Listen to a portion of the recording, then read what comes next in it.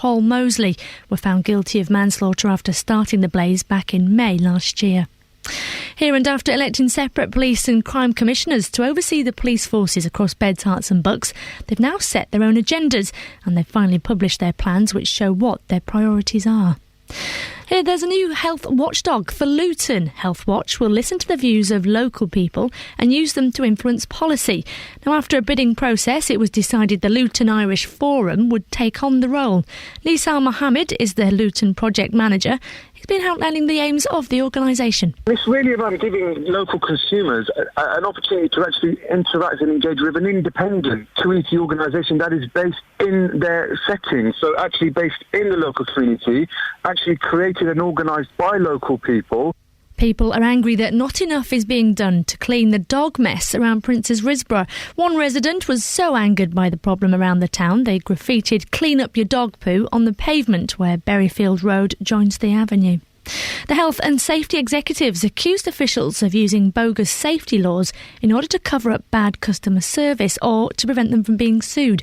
In the first annual report of its kind, it found 150 cases of businesses and public bodies using non-existent rules. The HSC said examples included a ban on anyone blowing bubbles at a child's birthday party and a restaurant which refused to give a toothpick to a 42-year-old. Now in the Championship, third place Watford won 1-0 at Hull, who was second placed. Troy Deeney scored the winner for Gianfranco Zola's side. Here come Watford again. Deeney, lovely turn and shot it in! That's an excellent finish from Troy Deeney for Watford. Brilliantly taken. And it is Watford who've broken first here. It's Hull 0, Watford 1. Weather now then, a few bright spells around but mainly overcast, feeling cold as well. Temperatures a little bit less than yesterday, 6 degrees Celsius. There's more news and sport online at bbc.co.uk/Three Counties. BBC Three Counties Radio first for news. You don't fancy filling for another 15 minutes, do you, Serena? Could you do that? Yeah, of course I can. I talk nonsense. Away you go. Right then, so what have we got coming up now? We've got more about our top do you know what? I'll step in, shall I? Thank you anyway. That was unfair of me to put her on the spot like that. Morning, this is Iain Lee, BBC Three Counties Radio. I'd love to tell you what's coming up on the show, except my computer's playing up. It's decided that I need to have my hard drive scanned. Thanks, guys.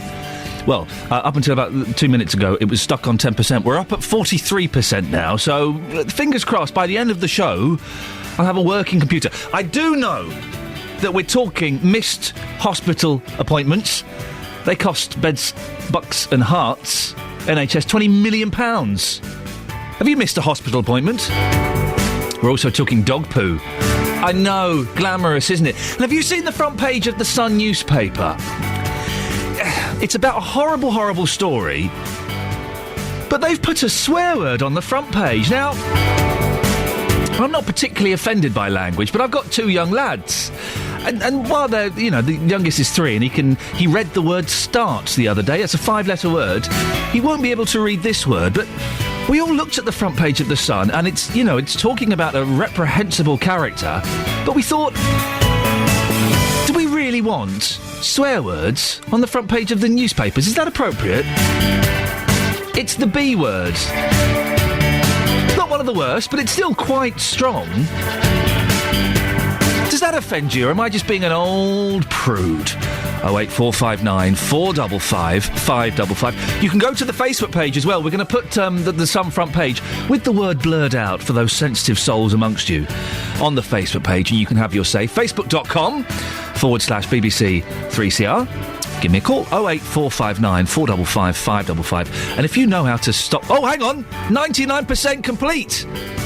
Windows has finished checking your disk. Please wait while your computer restarts. We could be onto something here, baby. BBC Three Counties Radio. Your licence fee is paying for this computer, by the way. I think you should pay a bit more and get me a decent computer.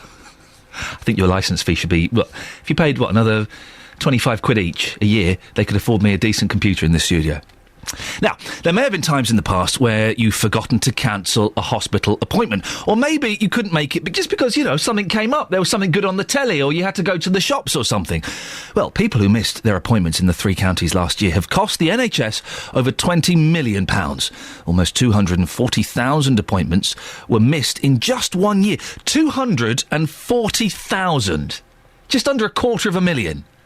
It's estimated each one costs the NHS around £100. Well, Luton has nearly double the average of missed outpatient appointments compared to other primary care trusts in the 3 counties.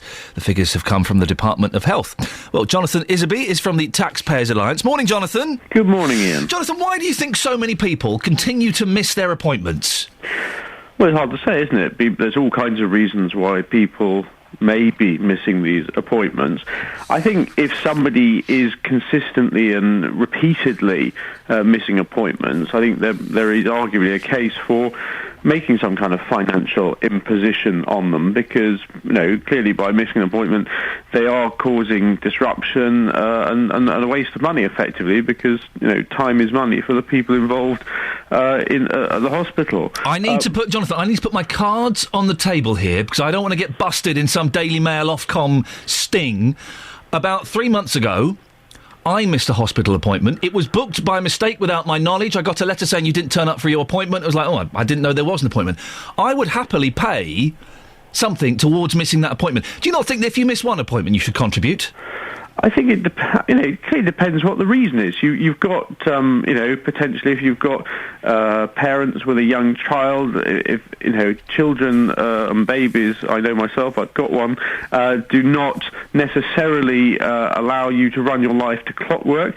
But what I would say is I think it's really important that the hospitals make it as easy as possible for the patient. So, they ought to send a text or an email reminder about an appointment so that there's no way that you can't say you didn't remember it was happening.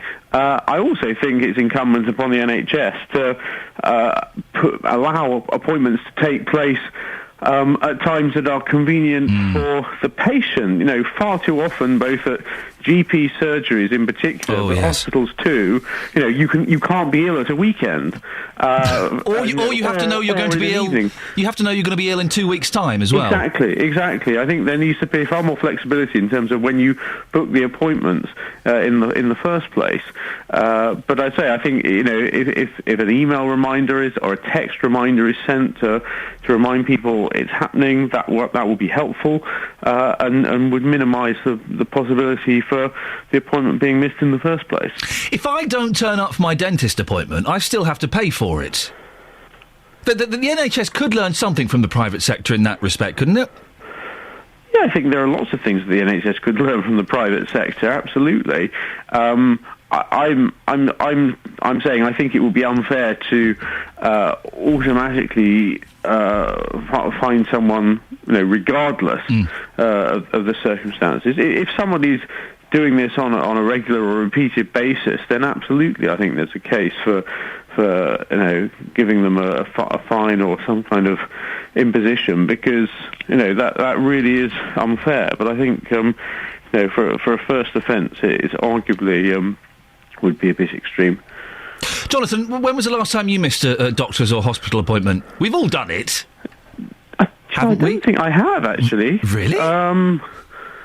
I'm pretty sure I haven't, actually. Okay, well, we're going to send Justin Dealey to investigate your life for the last 6 years and find out. Jonathan, I appreciate your time. Thank you very much. Jonathan Isaby from the Taxpayers Alliance. We've all done it, haven't we? I did it recently. As I say, I missed a hospital appointment. It'd been booked without my knowledge. And we got a letter saying, you've not been. And I phoned up and said, I didn't know about it. I would have paid a few quid towards it. Listen, I don't like... It does annoy me when people miss these appointments, because it takes a long time to book them up. 08459 455 555. When did you last miss a hospital or a doctor appointment? Should people be fined for missing their appointments? I wholeheartedly say yes. Yeah, of course they should. I'm not saying they should pay the full £100, but they should certainly contribute towards it. You're wasting doctors' times. You're wasting other patients' time who could do with that appointment. 08459 455 555. Should you be fined if you miss a hospital appointment? I tried to sign on at my local doctor's yesterday, And I'd filled in the form and everything. I need a little repeat prescription. Oh, yeah, a little bit of a recurring problem. I said, can I make an appointment? Well, yes, you can. And I've made an appointment for 3 weeks' time. Thanks, guys. And she said, you need proof of address to register. So, I've got my driving licence here with my new address on. No, we can't accept that. I said, you can't accept a driving licence that's photographic ID with my address. And the lady behind the counter said, no, they're too easy to forge. I said, what would you like from me? A utility bill. I could forge a utility bill. I've got a computer and some paper. I could forge a utility bill easier than I could forge a driving licence. Well, are you serious? She went, yeah, driving licence. How on earth would you forge a driving licence, for goodness sakes? I dealt with the situation a little bit calmer. 08459 455 555. Should you be fined if you miss a hospital or doctor's appointment?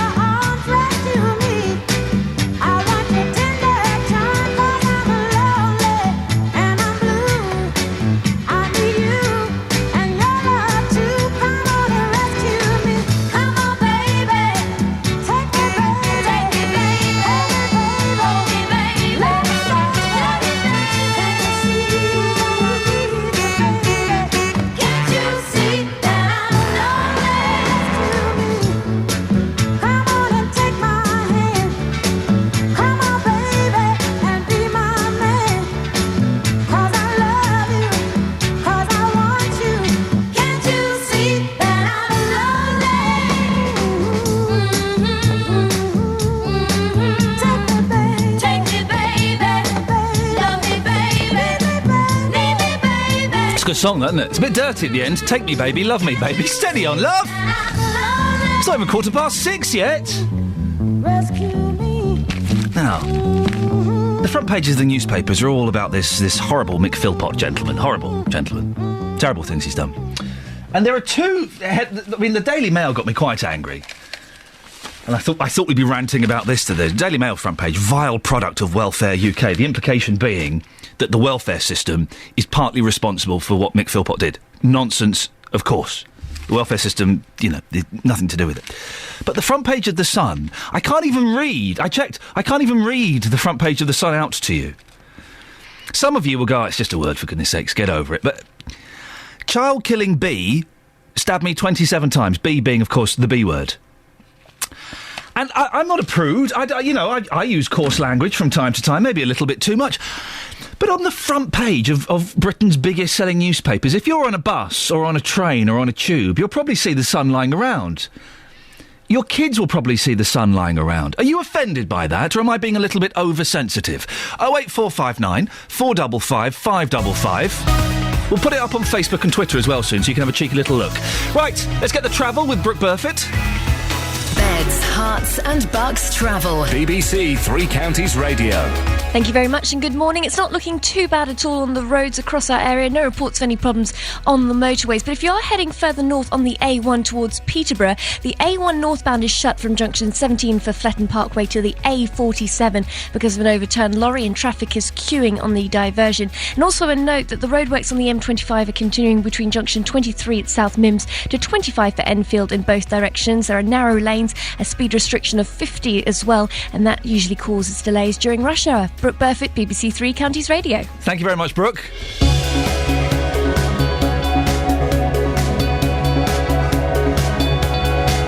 Morning, it's 6:16. It's Wednesday, the 3rd of April. I'm Iain Lee, and these are your headlines on BBC Three Counties Radio. The NHS lost over £20 million in the three counties last year because of people missing their hospital appointments. The three people convicted of killing 6 children in a house fire in Derby will be sentenced later today. In sport, third place Watford won 1-0 at Hull, who are second in the Championship. The weather today for Beds, Hearts and Bucks, a few bright spells, but generally rather cloudy, feeling cold. Maximum temperature 6 degrees.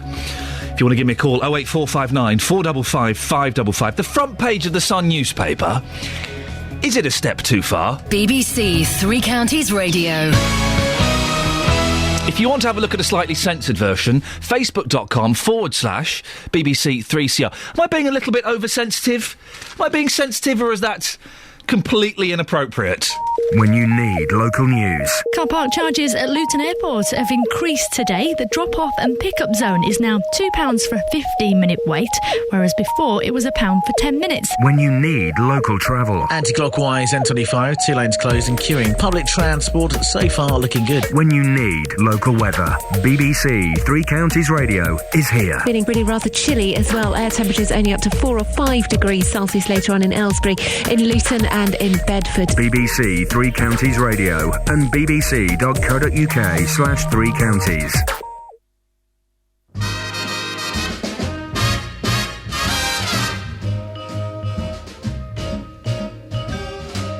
You make me feel so young. You make me feel so spring has sprung. And every time I see you grin, I'm such a happy individual. The moment that you speak, I wanna go play hide and seek. I wanna go and bounce the moon just like a toy balloon. You and I are just like a couple of tots running across a meadow, picking up lots of forget-me-nots. You make me feel so young. You make me feel there are songs to be sung, bells to be rung, and a wonderful fling to be flung. And even when I'm old and gray, I'm gonna feel the way I do today, 'cause you make me feel so young. You make me feel so young. You make me feel so spring has sprung. And every time I see you grin, I'm such a happy individual. The moment that you speak, I wanna go and play hide and seek. I wanna go and bounce the moon just like a toy balloon. You and I are just like a couple of tots running across a meadow, picking up lots of forget-me-nots.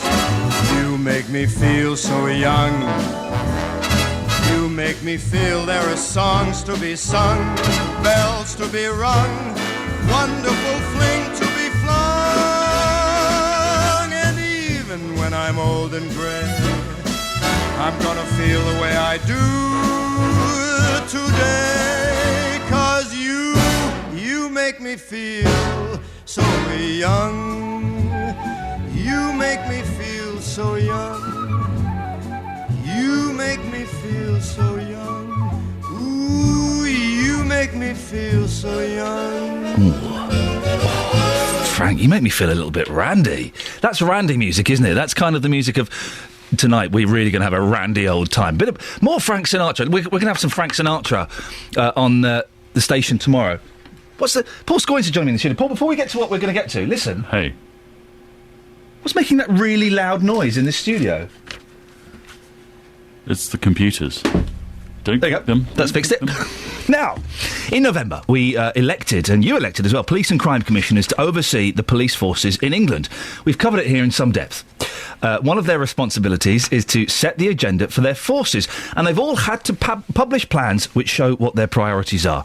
They've all just been published. Now, political reporter Paul Scoins, you've been reading through all of them, aren't you? What are these plans? Well, the plans are there to help sort of show what the direction that the police force is going to go in, and they had to publish them by the end of last month. So this sort of week really is the first opportunity we've had to really pour through them, and pour through them we have.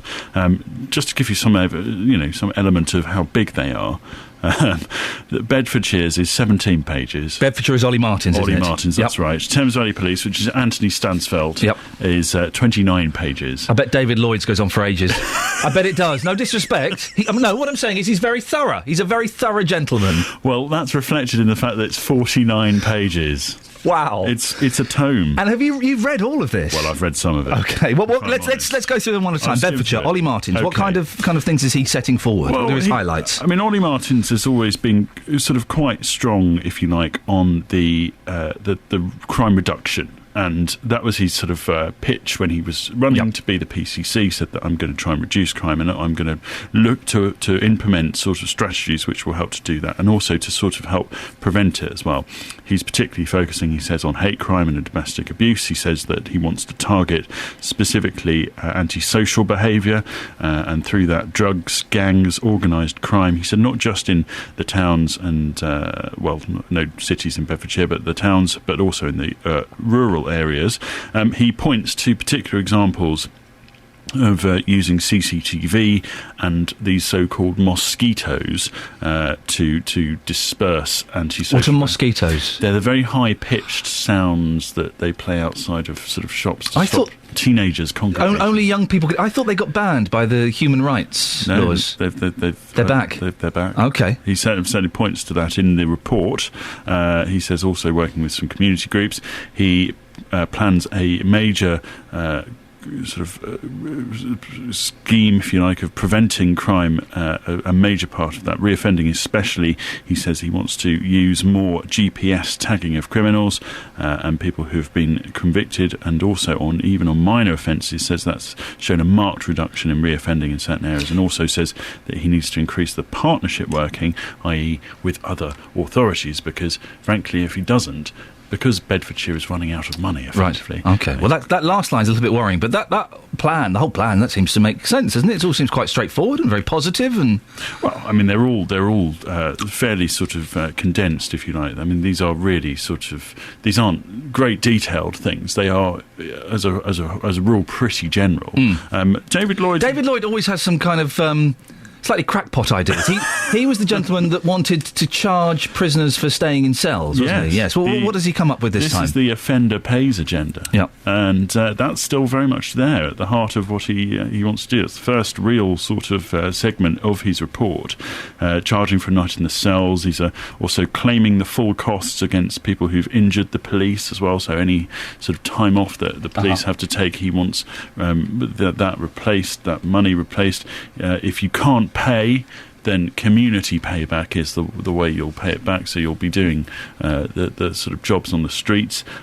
He's also talked in the report about seizing properties and assets. He said that Herts only recovered around £421,000 from criminals last year. They tend to target the big offenders. He wants to see the redoubling of efforts in this area. Interestingly, he wants to seize offenders' cars and potentially turn them into police vehicles. Is that how it works? You can just put some stickers on it and it becomes a police car. That's what I asked him that last night. He didn't respond. Or sell them on. He says also using the unhomed stolen bikes. These are interesting principles and proposals that he's putting through. Also, sort of outsourcing certain functions. He's spoken about that. And, of course, there was the deal with G4S which fell apart. He says that private companies need to be a strong part of our service. And he's talked about sponsorship on vehicles and potentially lending the force's seal of approval, sorry, stop laughing, to the things like window locks and also security products as well. He says if it's good enough, if Herts Police can show that it's a good prevention, then perhaps we should earn some money from it. That does make sense. That definitely makes sense. Anthony Stansfeld for Thames Valley Police, what ideas has he come up with? What are his goals? He's come up with more sort of idealistic goals rather than specific objectives and initiatives, if you like. So he's set things like reducing persistent antisocial behaviour problems by 50 cases, carrying out 40 metal theft operations, disrupting 20 problem and organised crime groups. Wow, so he's come up with actual numerical targets he wants to hit. Yeah. OK. Absolutely. He's also said he wants to improve the protection of vulnerable people, use crime mapping more effectively, and also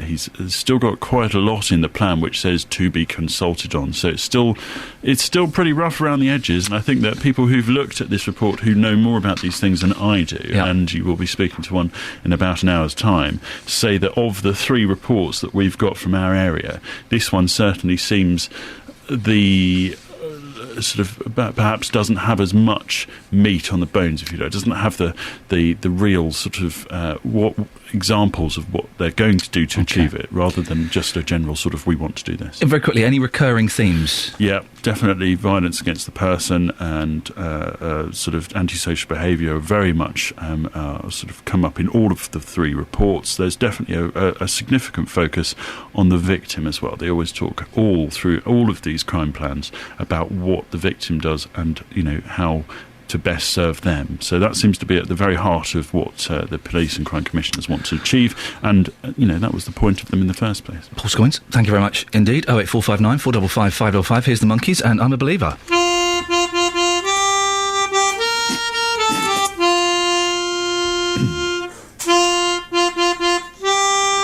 It's not quite the Monkeys. Not sure it's quite I'm a Believer. Paul, do you know anything about this? It's very accurate, surprisingly. Almost pop. A little bit of freestyle there.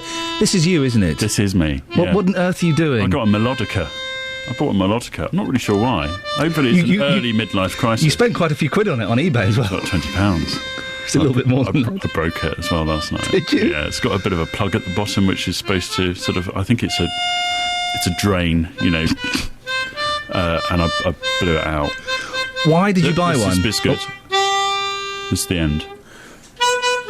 It sort of went off a bit at the end. Started playing a different song at the end. To be fair, that's the first time I've ever played a melodica, and I played I'm a Believer.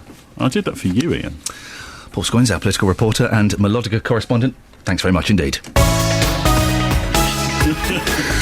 Right, let's get the travel now with Brooke. Beds, Herts and Bucks travel. BBC Three Counties Radio. The roads are still coping well, I'm pleased to say. Still light traffic on my cameras on the M1, the M25, they're both moving well. Further north on the A1 towards Peterborough, that's closed, heading northbound. It's shut from junction 17 for Fletton Parkway to the A47 because of an overturned lorry. Traffic is queuing on the diversion. And also a note that in Westcott, the A41 has roadworks near the junction for Creighton Road. Temporary lights are up, that might cause delays later. No reports of any problems on the trains. Brooke Burfitt, BBC Three Counties Radio. Brooke, thank you very much indeed. 08459 455 555. Go to the Facebook page, facebook.com/BBC3CR. Have a look at the front page of The Sun. We've blurred the word out. Are you happy with swear words on the front of your newspaper? It's a very emotive story, and I don't particularly want to talk about the story because the gentleman involved is a horrible gentleman. But swear words on the front page of the newspaper. Am I getting old, or have the Sun crossed a line? 08459 455 555. Coming up to 6:30, here's the news and sport with Serena Farrow. Getting beds, hearts and bugs talking. This is BBC Three Counties Radio. Good morning. The NHS lost over £20 million in the three counties last year, all because people missed their hospital appointments. Elsewhere, the three people convicted of killing 6 children in a house fire in Derby will be sentenced later on. Now, after electing separate police and crime commissioners to oversee the police forces across Beds, Herts and Bucks, they've now each set their agenda for the future.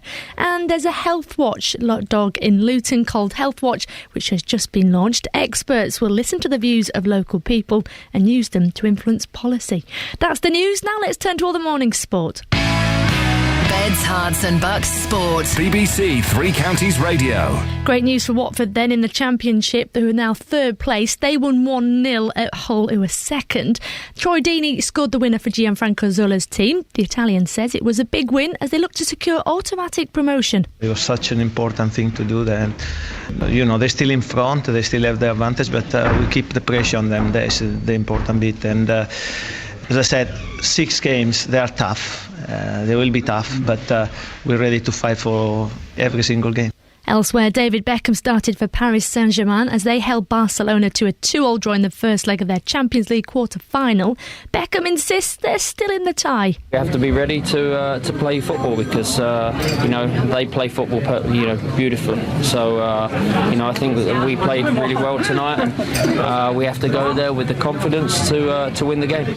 Don't know what else you're going to do if you're not going to play football at a football game. Anyway, finally, tennis. Laura Robson will take over from Heather Watson as the British number 1 next week. That's after making a winning start at WTA event in Charleston. The 19-year-old had straight sets win over Estrella Cabeza Candela. BBC Three Counties Radio. More from me at 7. Hang on, I think I might have lost all of my jingles. Oh no, hang on. Can we just do a little da-da-da-da? That'll do. Across Beds, Herts and Bucks, this is Iain Lee on BBC Three Counties Radio. Oh dear, it's one of those shows, is it? Morning, this is Iain Lee, BBC Three Counties Radio. Coming up between now and 7 o'clock, someone in Prince's Risborough got so annoyed with the amount of dog mess in the area, they graffitied "Clean up your dog poo" on the pavement. They spelt poo wrong. How bad is the problem where you live? I'll be speaking to the vice chair of the Risborough Rangers Football Club to find out why it's causing his team so many problems. And the 3 people convicted of killing 6 children in a house fire in Derby will be sentenced later on today. I'll be bringing you the latest news on what will happen at court. It's the story on the front page of most of the newspapers, and the Sun uses the B word. How appropriate is it, do you think, to have swear words on the front of the newspaper? 08459 455 555. Oh, sorry, wrong button.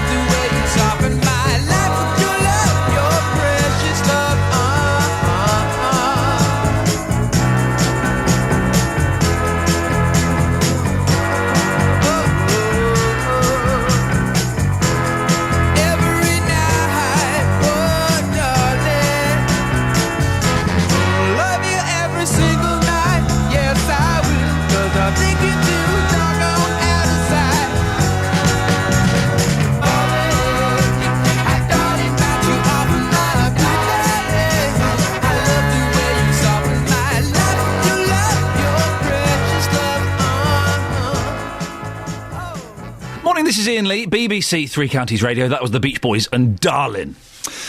Now, the 3 people convicted of killing 6 children in a house fire in Derby will be sentenced later on today. Mick and Mary Philpott and their friend Paul Mosley were found guilty of manslaughter after starting the blaze in May last year. 5 of the Philpotts' children died in their home, and the 6th from a previous relationship died in hospital. Well, Assistant Chief Constable Steve Cotterill of Derbyshire Police gave his reaction after the verdicts at Nottingham Crown Court yesterday. I derive no pleasure from the conviction of Mick and Mairead Philpott and Paul Mosley. 6 young children lost their lives needlessly in a fire, and all our efforts have been focused on getting justice for those children.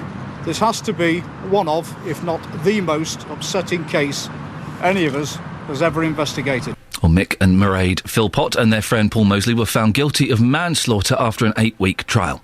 The fire was part of a plan to frame Mick Philpott's former mistress, Lisa Willis, so he could win custody of his children with her. He wanted to rescue the children, blame Ms Willis and be hailed a hero, but the plan went wrong.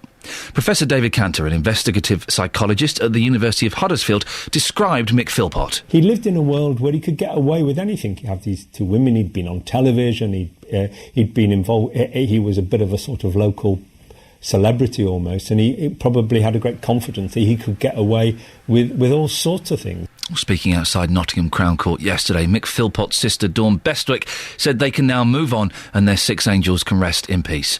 Mairead Philpott's sister Jennifer Lobban told the BBC's Panorama team her sister had been dominated by Philpott. She is a victim of Mick, but at the end of the day, when it comes to your kids, she should have put them first. She should have put the kids first.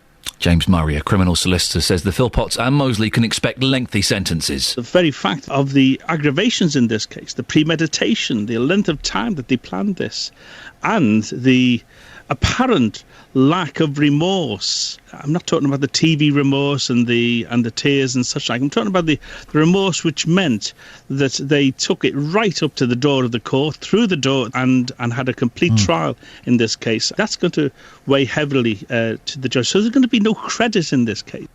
Margaret Beckett is the MP for Derby South and has met the family. She says that the Philpotts abused the good nature of the people of Derby who rallied to support the family after the fire. Derby is a city with a very warm heart.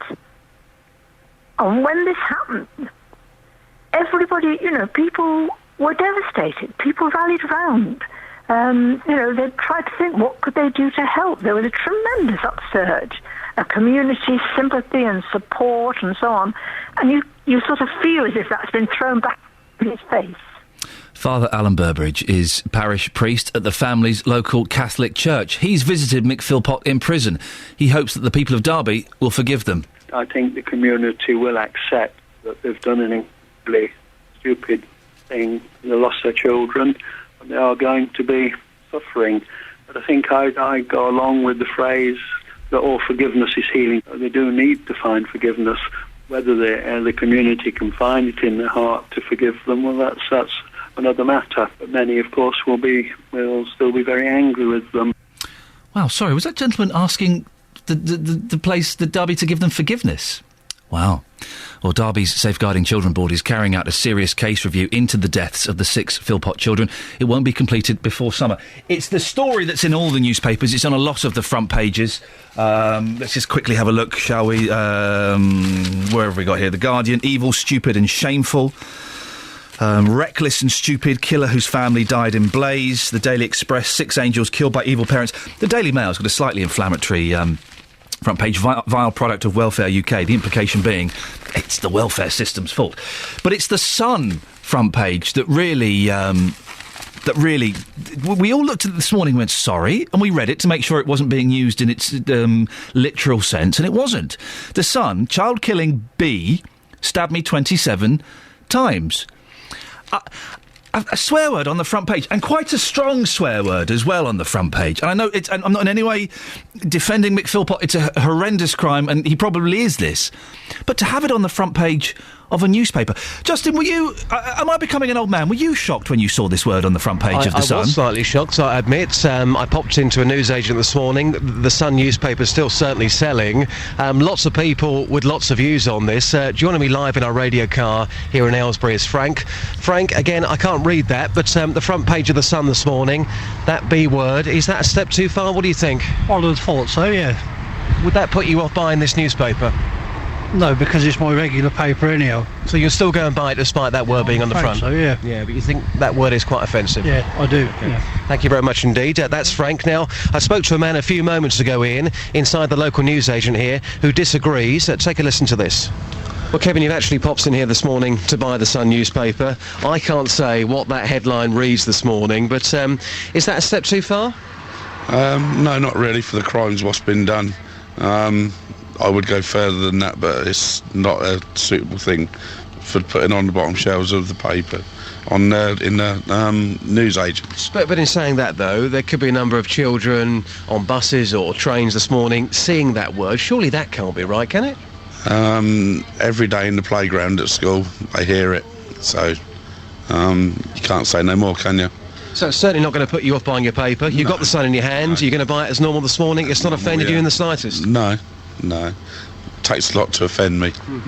And just putting words on the paper, like anything, it's just words. And you think it's too weak, don't you? I do, yeah. What I'd like to do to him is... I think we should leave it there. Thank you very much indeed. Okay, thank you. So two views there, Ian. Frank's saying it is offensive, but it won't put him off. In actual fact, Frank has now walked past me. He's just been into the newsagent. He's bought his Sun newspaper. And Kevin's saying there, well, kids say these words every day anyway. And in his opinion, the wording on the front page of The Sun this morning is simply not strong enough. Listen, just because kids say it, I mean, we should be encouraging and educating our kids to use better language. I mean, it's a quote, and I'm sure this would be The Sun's justification. It isn't their headline they've come up with. It's a quote from a woman who... apparently has connections with Mr. Philpott. But I just think I've got young lads and I've got nieces and nephews who could read this. I don't want them going... They'll see this in every news. If they're going to buy a comic today, if they're going to get the Octonauts or whatever the comic is of the moment, they'll see this. It's very true. This newsagent here, it's the first newspaper that you see because, of course, they sell so many of them. I can see both sides. Yes, it is a quote, but secondly, I raised the point there whilst talking to Kevin that a number of children going to school on the bus, people read newspapers on buses. It's on the front page. Children are going to see that word, and some parents are going to be offended that their children are seeing that word this morning, quote or no quote.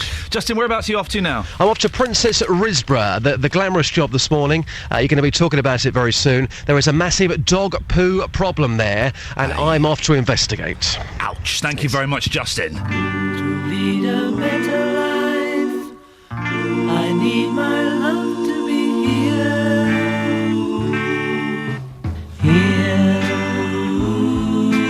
making each day of the changing my life with a wave of the hand. Nobody can deny that there's something there, running my hands through her hair. Both of us thinking how good it can be. Someone is speaking, but she doesn't know he's there. I want her everywhere, and if she's beside me, I know I need never care. But to love her is to need her everywhere, knowing that love is to share. Each one believing that love never dies, watching their eyes and hoping I'm always there. I want her everywhere, and if she's beside me, I know I need never care. But to love her is to need her everywhere, knowing that love is to share. Each one believing that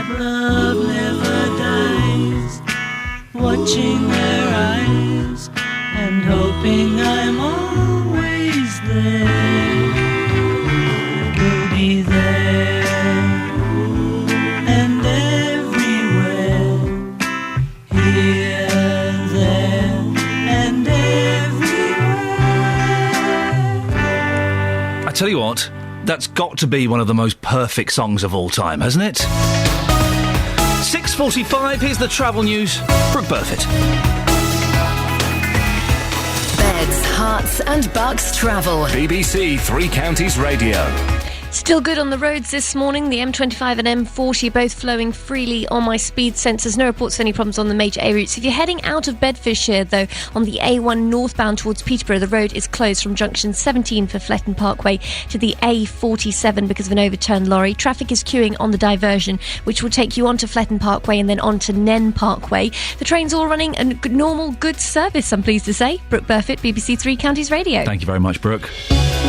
Right, 6:46, Wednesday the 3rd of April. I'm Iain Lee. These are your headlines on BBC Three Counties Radio. People who have missed hospital appointments in the past year have cost the NHS over £20 million across the three counties. Mick and Mairead Philpott, the couple convicted of killing their 6 children in a house fire in Derby, will be sentenced later this morning. In sport, Troy Deeney scored the winner for third place Watford, who won 1-0 at Hull. Coming up, someone in Prince's Risborough got so annoyed with the amount of dog poo in the area they graffitied "Clean up your dog poo" on the pavement. They spelt poo wrong. That's irrelevant, really. We'll find out more about this story. But before that, let's get the latest weather with Elizabeth Rizzini. Beds, Hearts and Bucks weather. BBC Three Counties Radio. Hello, a very good morning to you. Are you sure you want the weather for today? No, well, I do want it from you, Elizabeth, because we had the great pleasure of meeting last week, and you have apparently been telling everyone I look younger than I sound. Yes, you do. You can say whatever you want, and you certainly don't look homely. Oh, dear listener, he's quite good looking, you know. Yeah. Oh, there we go, you see. Let's have the weather, please. Oh, thank you. Well, I only say, do you really want the weather? Because it's not going to be quite as nice as it was yesterday when many of us saw lots of lovely bright sunshine.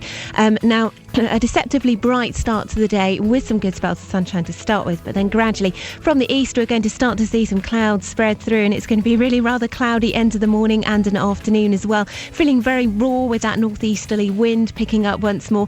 Temperatures between 4 and 6 degrees Celsius in Welwyn Garden City, in Hertford and in Luton as well. That's 43 in Fahrenheit. But of course it's not going to feel like that because of the strength of that very bitter northeasterly wind. Now, most places will stay dry. We are at risk of seeing a few very, very light wintry flurries perhaps as we head through the afternoon into the first part of the evening as well. And then that risk will continue through the overnight period as well. We may well see a few light flurries develop again over the tops of the Chilterns into tomorrow. Nothing significant though. And then tomorrow, very cloudy, cold day. We've still got that northeasterly wind. Temperatures still only at 4 or 5 degrees Celsius, but there is a little bit of hope for Friday. Now, it does look like we're going to see a bit more in the way of brightness, some sunny spells around as well. And then by the time we get to the weekend, things will start to feel a little bit more normal because, yes, we're still in the cold air, but the wind will start to die down. So we'll lose that bitter wind chill. So things will start to feel a little bit better. And then as we get into next week, the temperatures leaping back up to where they should be at this time of year. Nothing particularly special. We do run the risk of seeing something wet and windy at times, though. So be careful of what you wish for. Wet and windy. That's what we use to describe Paul Scoins in the office here at work. Every weekday from 3, Roberto Perrone with the best local news stories. I get to meet a lot of really interesting people with the most amazing stories. We feel as if we haven't been taken notice of. Yesterday we heard that the bank had gone, but today it's still there. The cat got delivered up in Kabul. He should be back in the UK in 2 months. With the best local talking points. Do some of the bakers have flapjack fights? No, of course not, Roberto. Well, not in our shops. Roberto Perrone, weekdays from 3. On BBC Three Counties Radio. Yeah, I know, I just slipped a Duran Duran track into the running order. It's excited me. Better than Maroon 5 that was coming up. Oh, I'm in a good mood today. It won't last long, it never does. 08459 455 555. Are you offended by the front page of The Sun today? Moving on the floor now, babe, you're a bird of paradise. Cherry ice cream smile, I suppose it's very nice.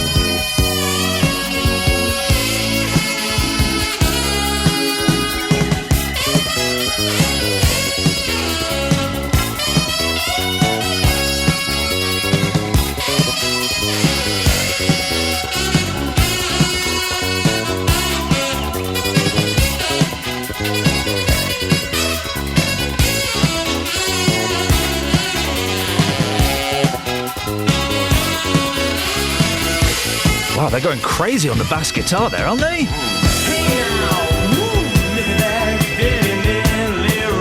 I forgot it gets a bit silly towards the end, doesn't it? Duran Duran and Rio. I've not heard that for a long time, and I quite enjoyed that. Morning, this is Iain Lee, BBC Three Counties Radio. Now, you might get frustrated with the amount of dog poo-poo in parks and public places where you live. I do. One resident was so angered by the problem in Prince's Risborough, they graffitied, "Clean up your dog poo" on the pavement where Berryfield Road joins the avenue. Well, the town council say they are getting an increasing number of reports from the football clubs in the area who say they're having to clear the pitches before they can play. Well, with me now is John Pusey, the vice chairman of the Risborough Rangers Football Club. Morning, John. Morning. Now, John, why is this so relevant to you? Well, it's relevant to me because 40 years ago I lost my eyesight, my left eye, through dog's mess. What happened was a dog had licked my face, so a consequence of coming from dog mess, I lost the sight in my left eye, so it is a major thing for me. Because I always thought this was a slight myth, that dog poo can make kids go blind, but this actually happened to you. It's a definite fact, yeah. It happened to me 40 years ago. I've been living with it, hindered the first 20 years of my life, and here I am now. Yeah, it's fine. I'm fine from it. You clear the dog mess from Wades Park before your team play, don't you?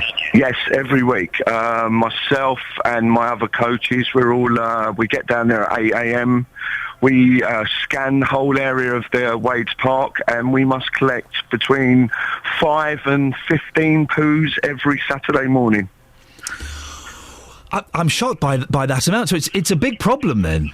It is a really big problem, yes. I mean, even on marked pitches, we've got marked pitches and there's dogs' poos in the middle of the pitches everywhere. It's just, it's unacceptable, really. We've got kids ranging from 6-year-olds to 9-year-olds playing on the fields, between 80 and 120 kids. And no, it's not acceptable, no. So you're out there in the morning, you're trying to get the pitches ready for the kids who want to just come and have a kickabout, and you're picking up dog mess. How does that make you feel, John? It makes me feel angry more than anything. Really, the kids are out there, as you say, ready to play football. They don't want to be coming across things like this, and no, it's just not right. It does make us all angry, all of us. At the end of the sessions, all the coaches, we're not really talking about the training sessions, we're talking about how much dog's mess we're clearing up. Now, John, the eye infection that caused your blindness, it causes the partial blindness in up to 100 children every year. It's too many, isn't it? It's far too many, yeah. I mean, if we can cut out, if dog owners can clean up their own mess and clean up their dog's mess, then it's not right. But they're supposed to clean up their dog's mess, John. Why do you think so many people aren't? I just don't think they're responsible dog owners, really. I really don't. I just think that they just let the dogs roam free in the parks, let them do their mess and just walk away from it. I mean, I've got a dog myself. I follow the dog around. I take 2 bags with me and I clean up whatever mess she makes. What do you reckon should be done to those owners who have complete disregard for other people around them? I don't know. I mean, something should be done to them, really. I mean, they should be fined. There should be more things about cleaning up your dog mess. There should be bags, really, by the sides of the bins and everything, just to make people more aware and make just more signs and make people more aware of cleaning up their dog's mess. Maybe introducing fines. Someone needs to be around doing on-spot fines or something, but yeah, something needs to be done, really. It's not very good down there. John, listen, I appreciate your time and I appreciate the effort you put in for those kids. Keep up the good work. John Pusey, the vice-chairman of the Risborough Rangers Football Club. It does. When this was mentioned yesterday, we all kind of giggled and yeah, dog poo story, that'll be fun. But there is a serious side to it. You heard that John there went blind in one eye. 100 kids every year get partial blindness, at least, because of this. And it just, even down at the very basic level, it looks horrible, it smells horrible, and if you've ever trod in dog's mess, flippin' heck, you try scraping that stuff out. You can't do it. You can't do it. If you own a dog, take a load of plastic bags with you and pick up your dog mess. Gets me really angry. Couple of things, okay? Does it get you? I do feel like I'm becoming a grumpy old man today with the front page of The Sun and this dog poo story, but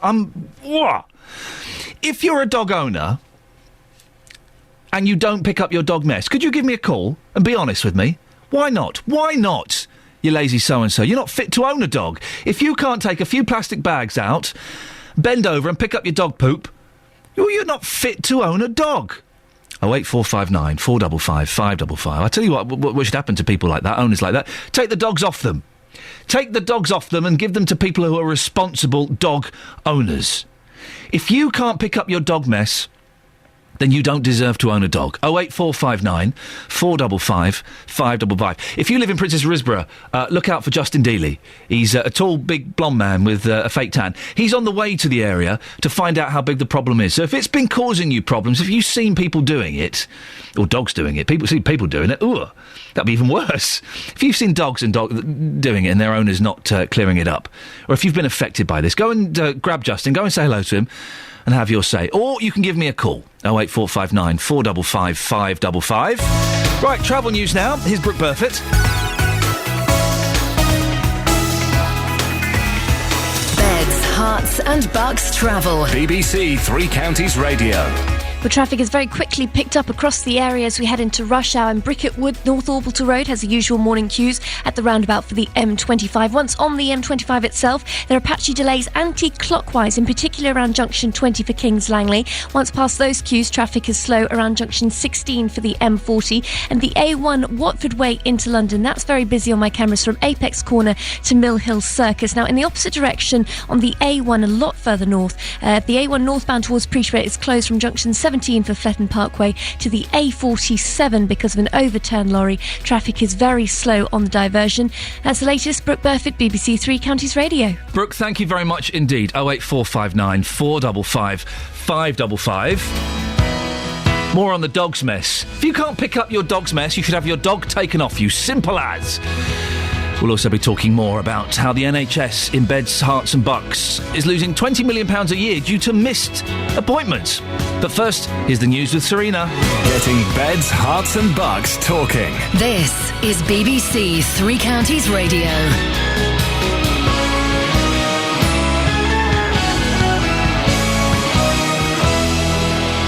Good morning. The headlines. People missing appointments cost local NHS millions. Man goes blind because of dog mess. And Watford step closer to automatic promotion. BBC Three Counties Radio. People who've missed hospital appointments in the past year have cost the NHS over £20 million across the three counties. Luton's nearly double the number of people failing to attend compared to other primary care trusts locally. Well, Jonathan Isaby from the Taxpayers Alliance says changes need to be made to the system. If somebody is consistently and repeatedly missing appointments, I think there is arguably a case for making some kind of financial imposition on them because, clearly by missing an appointment, they are causing disruption and a waste of money, effectively, because, time is money for the people involved at the hospital. In other news this morning, the three people convicted of killing 6 children in a house fire in Derby will be sentenced later on. Mick and Mayorhead Philpott and their friend Paul Mosley were found guilty of manslaughter after starting the blaze in May last year. After electing separate police and crime commissioners to oversee the police forces across Beds, Hearts and Bucks, they finally published their plans which show what their priorities are. In Hertfordshire, David Lloyd wants the offender to pay for their crimes. In Bedfordshire, Oliver Martins is all about crime prevention, whilst in the Thames Valley, Anthony Stansfeld has specific goals about what he wants to see achieved. Meanwhile, the government's launching a review into the use of police cautions to deal with criminal offences. There have been claims that justice has been undermined by cautions being given for serious offences and to repeat offenders. Now here, and people are angry that not enough is being done to clean the dog mess around Princess Risborough. One resident was so angered that they graffitied "Clean up your dog poo" on the pavement where Berryfield Road joins the avenue. John Pusey, the vice chairman of the Risborough Rangers Football Club, wants people to be fined if they don't clear it up. 40 years ago, I lost my eyesight, my left eye, through a dog's mess. And what happened was a dog had licked my face, so a consequence of coming from dog mess, I lost the sight in my left eye, so it is a major thing for me. A new model for defining social class is being launched today. Based on an extensive survey of more than 160,000 people, sociologists argue there are 7 different class groups that are relevant today, rather than the traditional 3 of upper, middle and lower class. Sport then in the Championship, Watford are now just a point behind second place Hull. It comes after they won 1-0 against Steve Bruce's side at the KC Stadium last night. Troy Deeney scored their winner in the first half. Weather then, a few bright spells around, but don't get too excited. It's going to be mainly cloudy. Feeling cold as well, temperatures of 6 degrees Celsius. 43 in Fahrenheit. There's more news and sport online at bbc.co.uk/3 counties. BBC 3 Counties Radio, first for news. Thank you.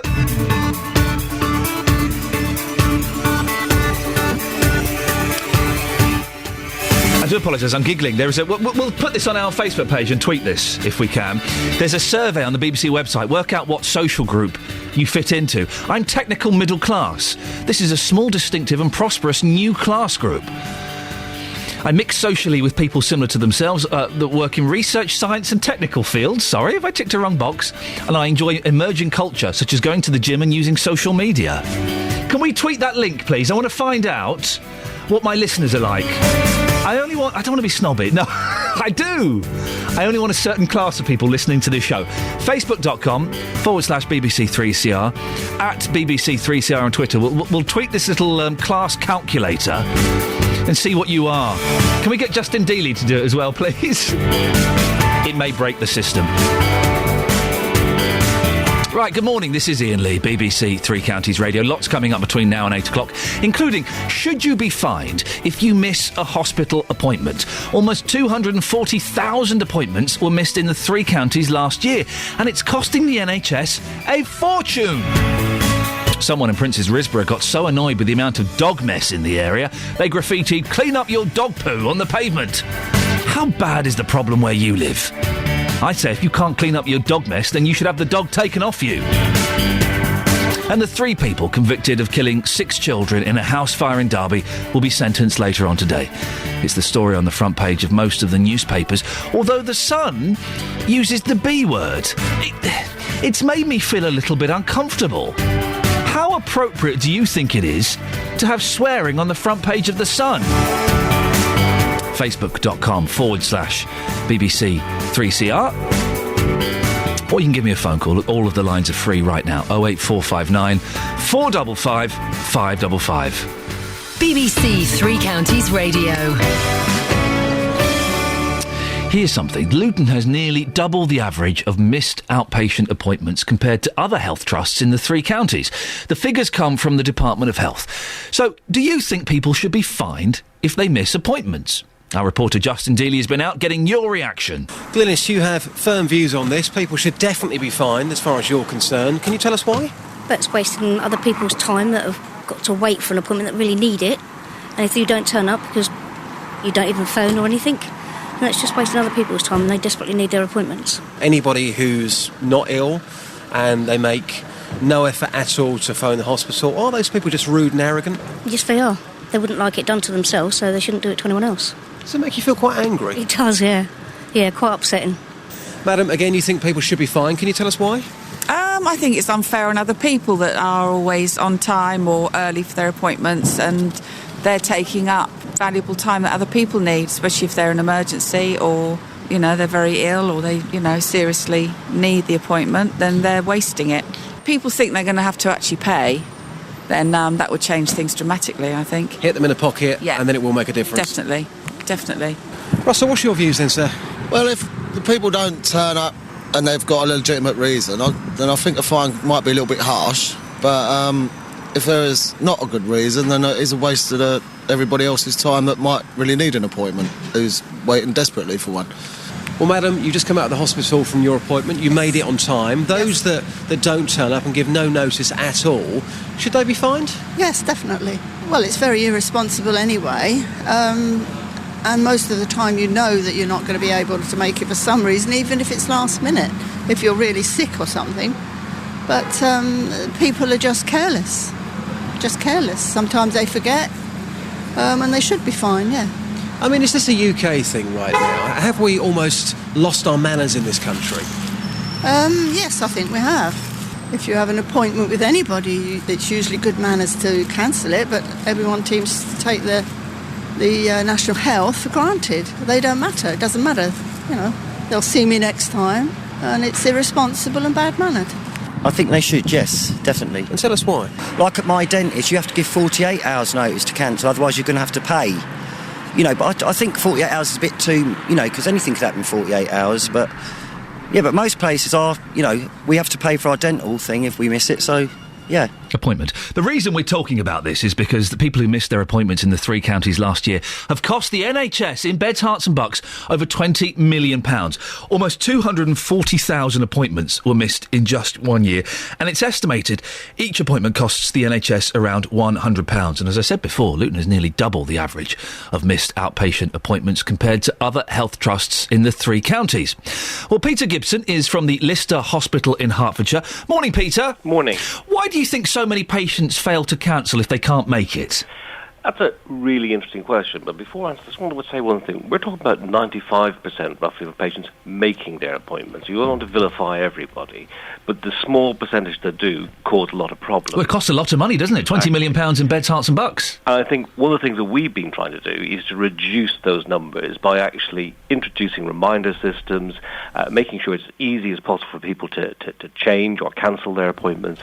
And we've seen a dramatic reduction in the numbers of people missing their appointments. Also a little bit cautious about this sort of general rush towards fining. We follow up all patients who fail to show. Now, whilst there are a small number who are just, if you like, just don't bother, if you like, to get in touch with us, actually behind a lot of them there are real stories. Bereavements, actually they themselves have been taken unwell and taken into hospital at short notice, or their carer has been taken into hospital. There are lots of reasons. We have to look at each story. Is it not just, Peter, though? I'm sure there are, of course, always tragic extremes, but that sometimes people just feel a bit better and can't be bothered. Definitely that's the case. We know some people just fail to turn up. Some people are dreadful at diary management. You or I, possibly not, but others, when you talk to them, they sort of just look at you blankly. Well, that's not good enough, is it? If you're not good at writing something down in your diary, then you should contribute, shouldn't you? Well, at the moment we have no power to fine individuals. That's a matter for politicians. But the work we're doing is to try and reduce that number as small as possible. How have you been doing that, Peter? What systems have you got in place? Well, it's no magic bullet. It's a system whereby the letters go out within a timely way. Put them out too far in advance. It actually increases the number of people who fail to show. So we've got the optimum time, which is certainly around sort of 3 to 5 weeks. You then actually start doing text reminders where we have mobile phones. We'll do text reminders to landlines, and we will phone people if we haven't got to them. We also have an online form on our website where you can go and cancel or request a change to your appointment. And people who have a history of not showing, we will actively manage them to try and make sure that we know whether they're going to turn up or not. When you say people who have a history, I'm assuming they've missed 3, 4, 5 appointments. When you ask them why they've missed those appointments, one you can kind of forget. 2, well, maybe. But once you start getting to 3, 4, 5, what are their reasons? I think they don't have reasons at the end. Mostly, is they just forget. They don't want it. We have to push them very hard. Is this an appointment you really need to keep? And ultimately, if people won't, keep appointments, then we won't offer them in future unless we have information from their GP that this is really needed. You sending out texts and emails sounds wonderful. It's the kind of thing that I need. Sometimes I need a little nudge in the ribs that this is happening. Does it cost you anything to do that, Peter? There's obviously a cost to it, but it's a tiny percentage and much, much less than the lost income. And don't forget, it's not just the fact the cost to the NHS of those missed appointments. We often then have to put on additional clinics to make up the difference. And the big loss, of course, is you've got patients sitting on waiting lists who could be making use of those appointment slots if we knew that the people weren't going to make it. It is frustrating, isn't it? Because it is difficult to get appointments at doctors and hospitals, and there can be a slightly longer wait. And with this £20 million being lost across Beds, Herts and Bucks, you can understand, can't you, why people are frustrated at those that seemingly can't be bothered to turn up? Absolutely, and no more frustrated I must have been, that our staff sitting in outpatient clinics waiting for people to turn up. We've pulled their notes, we've got all the tests ready. They come in, our staff are there ready to sort of help them, and they don't show, and that must be very, very frustrating for our doctors and nurses sitting in clinics. And if there are several no-shows in one clinic, well, they can be sitting around for some time, or just take the next patient that's waiting.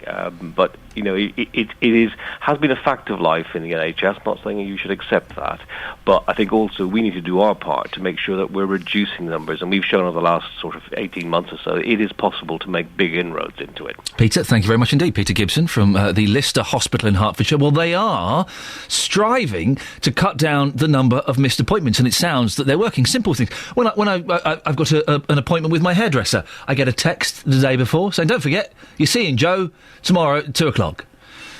And a little thing like that, it might incur a slight cost. Depends how many free texts they've got in their package, I guess. It might incur a slight cost. But if we can do something to save the £20 million that's being lost each year across the 3 counties, that it's a lot of money, isn't it? And you know how difficult it is to get an appointment at the doctor's or in the hospital. OK, you miss one appointment. Maybe we can forgive that. Maybe we can let you off that. You start missing 2, 3, 4, then surely there has to be some form of punishment, maybe not the right word, some form of incentive to make sure you don't miss any more appointments. 08459 455 555. I'm asking, should you be fined if you miss doctors' and hospital appointments? 08459 455 555 is the telephone number if you want to give us a call. Go to the Facebook page, dear listener, facebook.com/BBC3CR. But there's a couple of things on there. There's the front page of The Sun. It's got a swear word on it. We've blocked it out, so don't worry. It's safe for work and for children. I think having a swear word that big on the front page, I do think it's terribly inappropriate. I don't want my kids to see that. I don't want them to be out with my nephew, who's an excellent reader, and him to go, "Uncle Ian, what does that word mean?" I don't want it there. I think it's inappropriate. What do you think? Is it going to put you off buying The Sun today? Or do you think I'm being oversensitive? 08459 455 555. We've also put up the little link for you to assess what class you are. Go and have a look, and then give me a call or post on the Facebook page what you are. I want to make sure we have the right class of people listening to this show, please. And if you're not of a suitable class, I may be asking you to switch off. Go and listen to Heart. 08459. Oh, that's the kind of people that listen to that nonsense. 08459 455 555. 7:15. Let's get the travel news with Brooke Burfitt. Beds, Hearts and Bucks travel. BBC 3 Counties Radio. Having a look at the delays on the M25. Firstly, the anti-clockwise carriageways patchy delays starting from junction 25 for Enfield. It's slow further round from junction 21 for the M1. Traffic is crawling along to 20 for Kings Langley, and then it builds up once again around junction 17 for Maple Cross, all the way to 16 getting on for the M40. The A1 Watford Way into London, that's slow from Apex Corner to Mill Hill Circus. Over in High Wycombe, New Road has temporary traffic lights up around the electricity work between Ferny Fields and Squirrel Lane. And a lot further north on the A1 northbound towards Peterborough, it's closed from junction 17 for Fletton Parkway to the A47 because of an overturned lorry. Brooke Burfitt, BBC 3 Counties Radio. Brooke, thank you very much indeed. Right, 7:16, it's Wednesday, the 3rd of April. I'm Iain Lee. These are your headlines on BBC 3 Counties Radio. People who've missed hospital appointments in the past year have cost the NHS over £20 million across the 3 counties. The 3 people convicted of killing 6 children in a house fire in Derby will be sentenced later today. In sport, third place Watford won 1-0 at Hull, who are second in the Championship. The weather today for Beds, Hearts and Bucks, a few bright spells, but generally rather cloudy, feeling cold. Maximum temperature is 6 degrees. Coming up, in November, we elected police and crime commissioners to oversee the police forces in England. One of their responsibilities is to set the agenda for their forces. They've now all had to publish plans which show what their priorities are. We'll find out more about what they've said before 7:30. BBC 3 Counties Radio.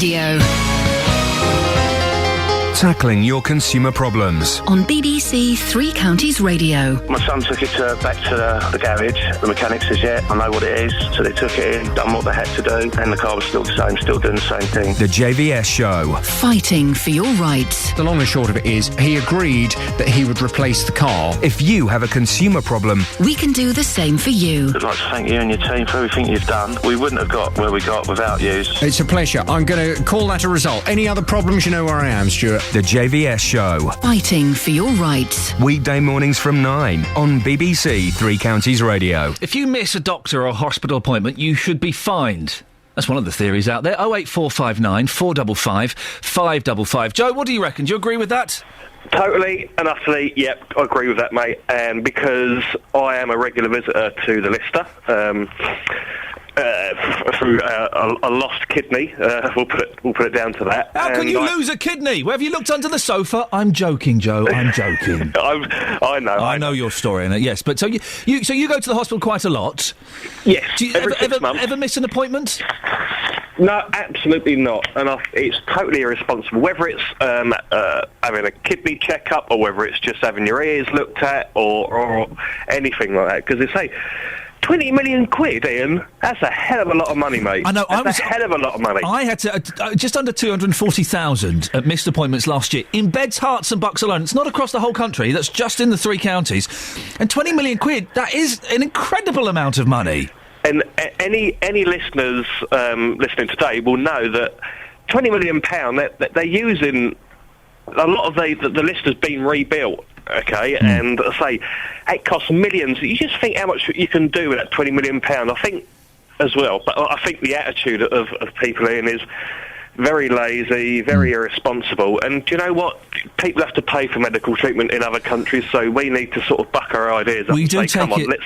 We do take it for granted, and part of me does think, yes, there are the exceptions where, you know, people have died or they've got worse or whatever reason. Yeah. But I think a lot of it is people just forget, or they get better and don't bother to phone up, or they just, you know, there's a good film on TV.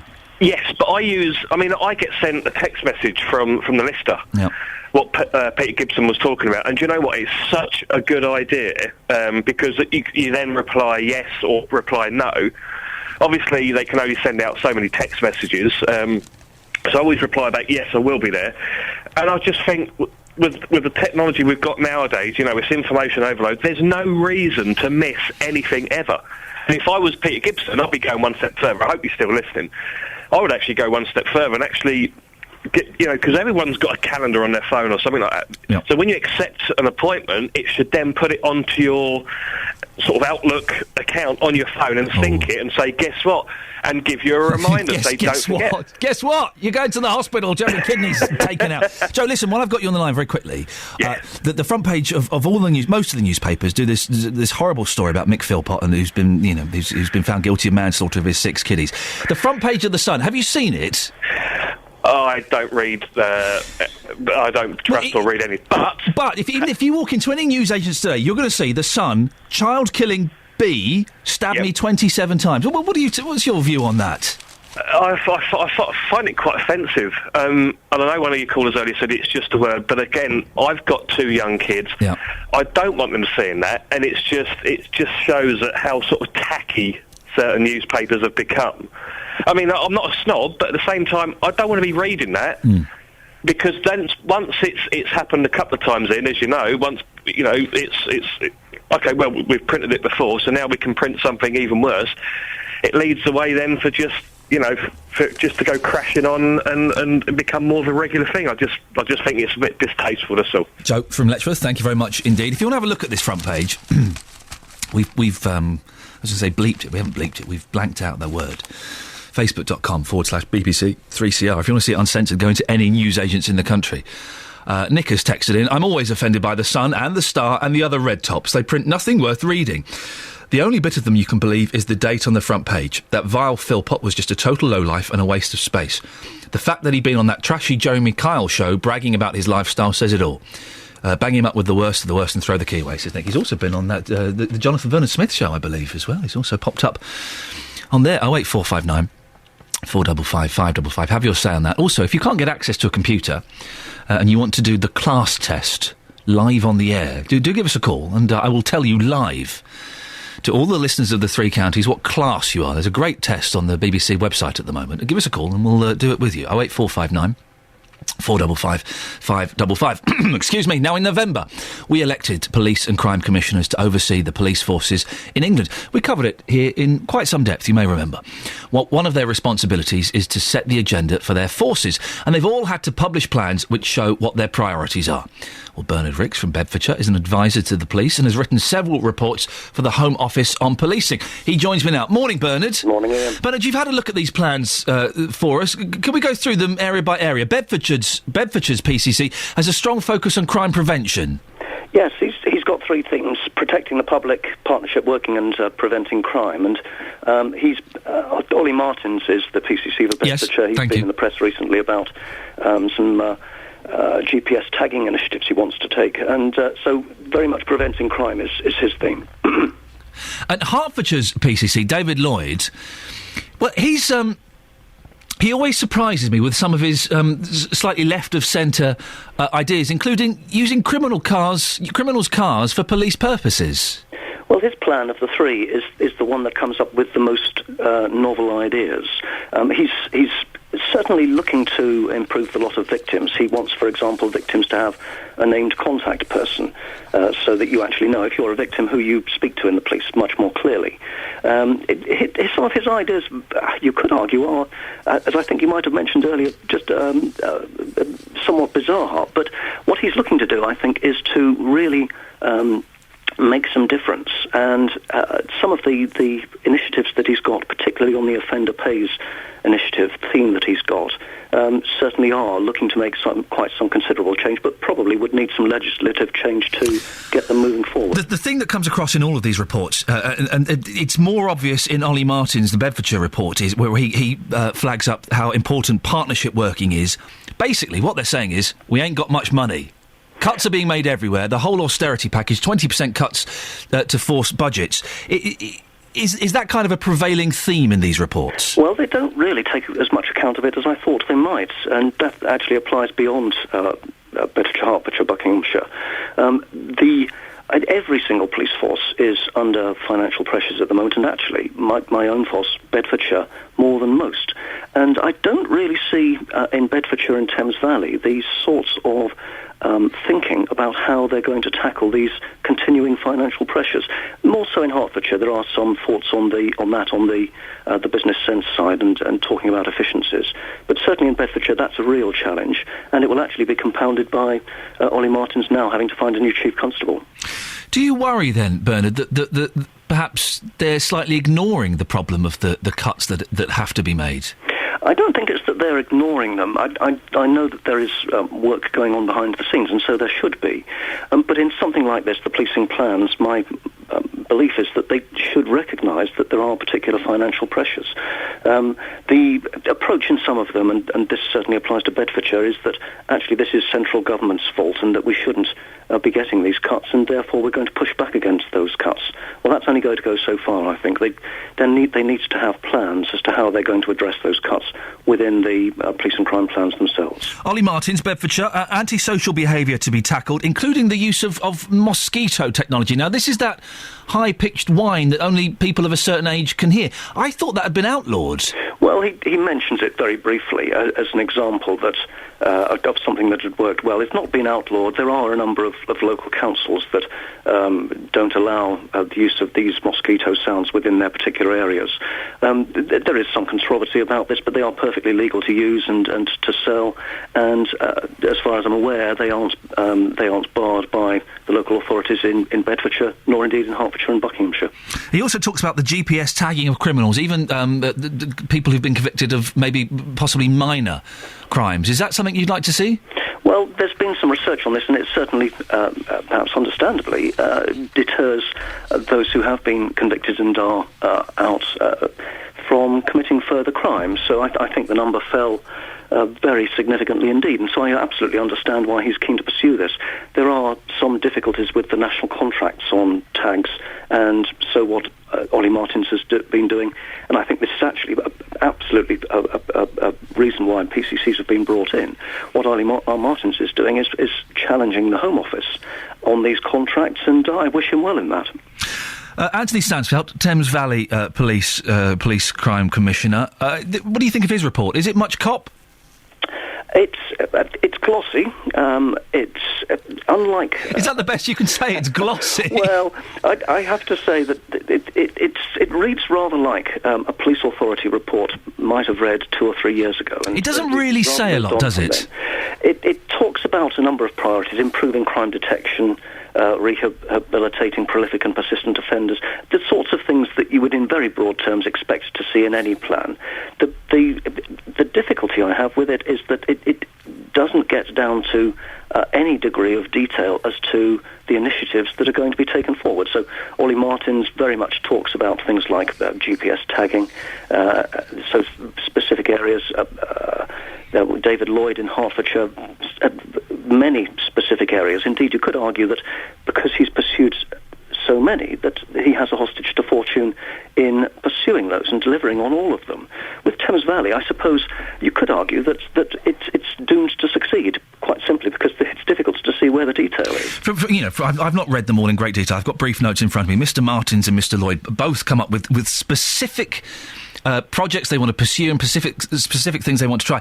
Mr. Stansfeld, it's just reduce 50 cases of persistent antisocial behaviour, carry out 40 metal theft operations.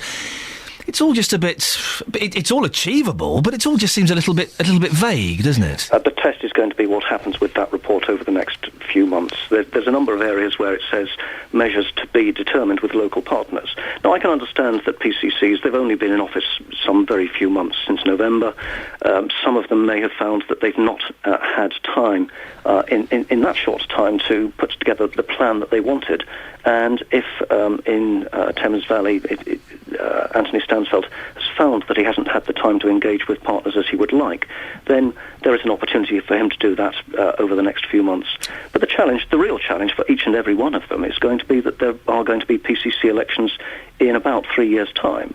And unless they get on with implementing some improvements, then it's going to be very difficult for the electorate to see what they've actually done in their term. Bernard, thank you very much. Bernard Ricks from Bedfordshire, an advisor to the police, and he's written several reports for the Home Office on policing.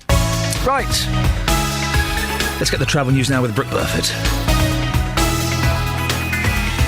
Beds, Herts and Bucks travel. BBC Three Counties Radio.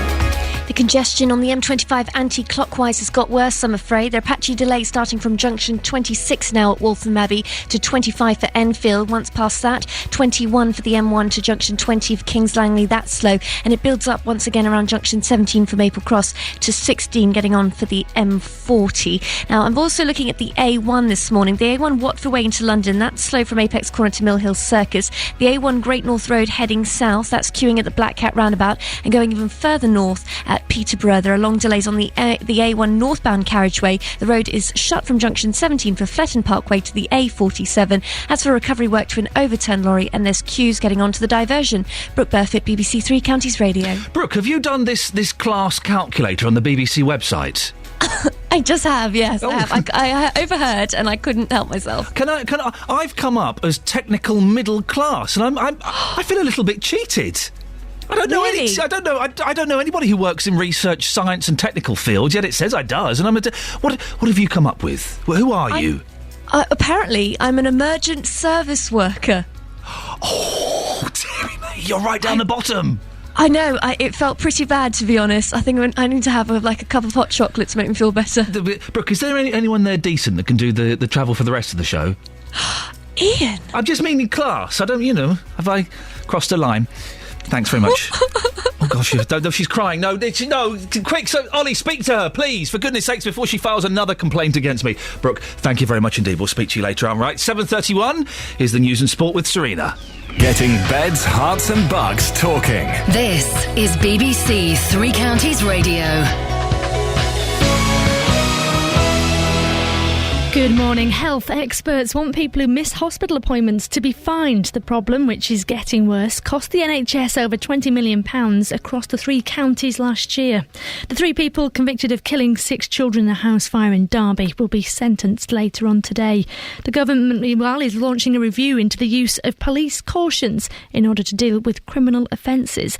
And people want tougher action on dog owners who don't clear up their pets' mess in Prince's Risborough. Reporter Justin Dealey will be live from there in the next half an hour. Stay listening for more on that. That's the news. Now let's move on to the morning sport. Beds, Hearts and Bucks Sport. BBC Three Counties Radio. In the Championship last night then, third place Watford won 1-0 at Hull, who was second place. Troy Deeney scored the winner for Gianfranco Zola's side. Here come Watford again. Deeney, lovely turn and shot it in! That's an excellent finish from Troy Deeney for Watford. Brilliantly taken. And it is Watford who've broken first here. It's Hull 0, Watford 1. Elsewhere in the Champions League, David Beckham started in midfield for Paris Saint-Germain as they drew 2-2 at home to Barcelona in the first leg of their quarter-final tie. PSG twice had to come from behind to earn the draw, though. Manager Carlo Ancelotti was pleased by their display. Really good. It was not just defensive play. I think that we tried to play. We played really well the first 30 minutes. After the score of Messi was really difficult, but we showed good character, a good attitude on the pitch. Turning to tennis, and Laura Robson will take over from Heather Watson as the British number 1 next week after making a winning start at WTA event in Charleston. Finally, Ireland have begun their search for a new rugby union coach. It comes after Declan Kidney was sacked for finishing 5th in the Six Nations. BBC Three Counties Radio, more from me at 8. Thank you very much, Serena. 08459 455 555. This is Iain Lee on BBC Three Counties Radio.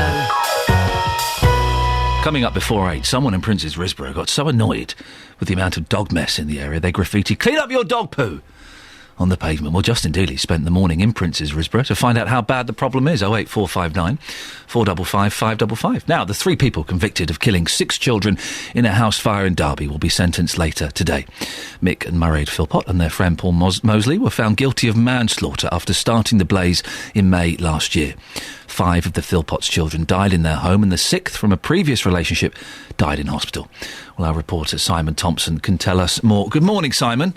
Hi, Ian. Good morning. Simon, remind us of the tragic details of this terrible case. Yes, a very tragic story indeed.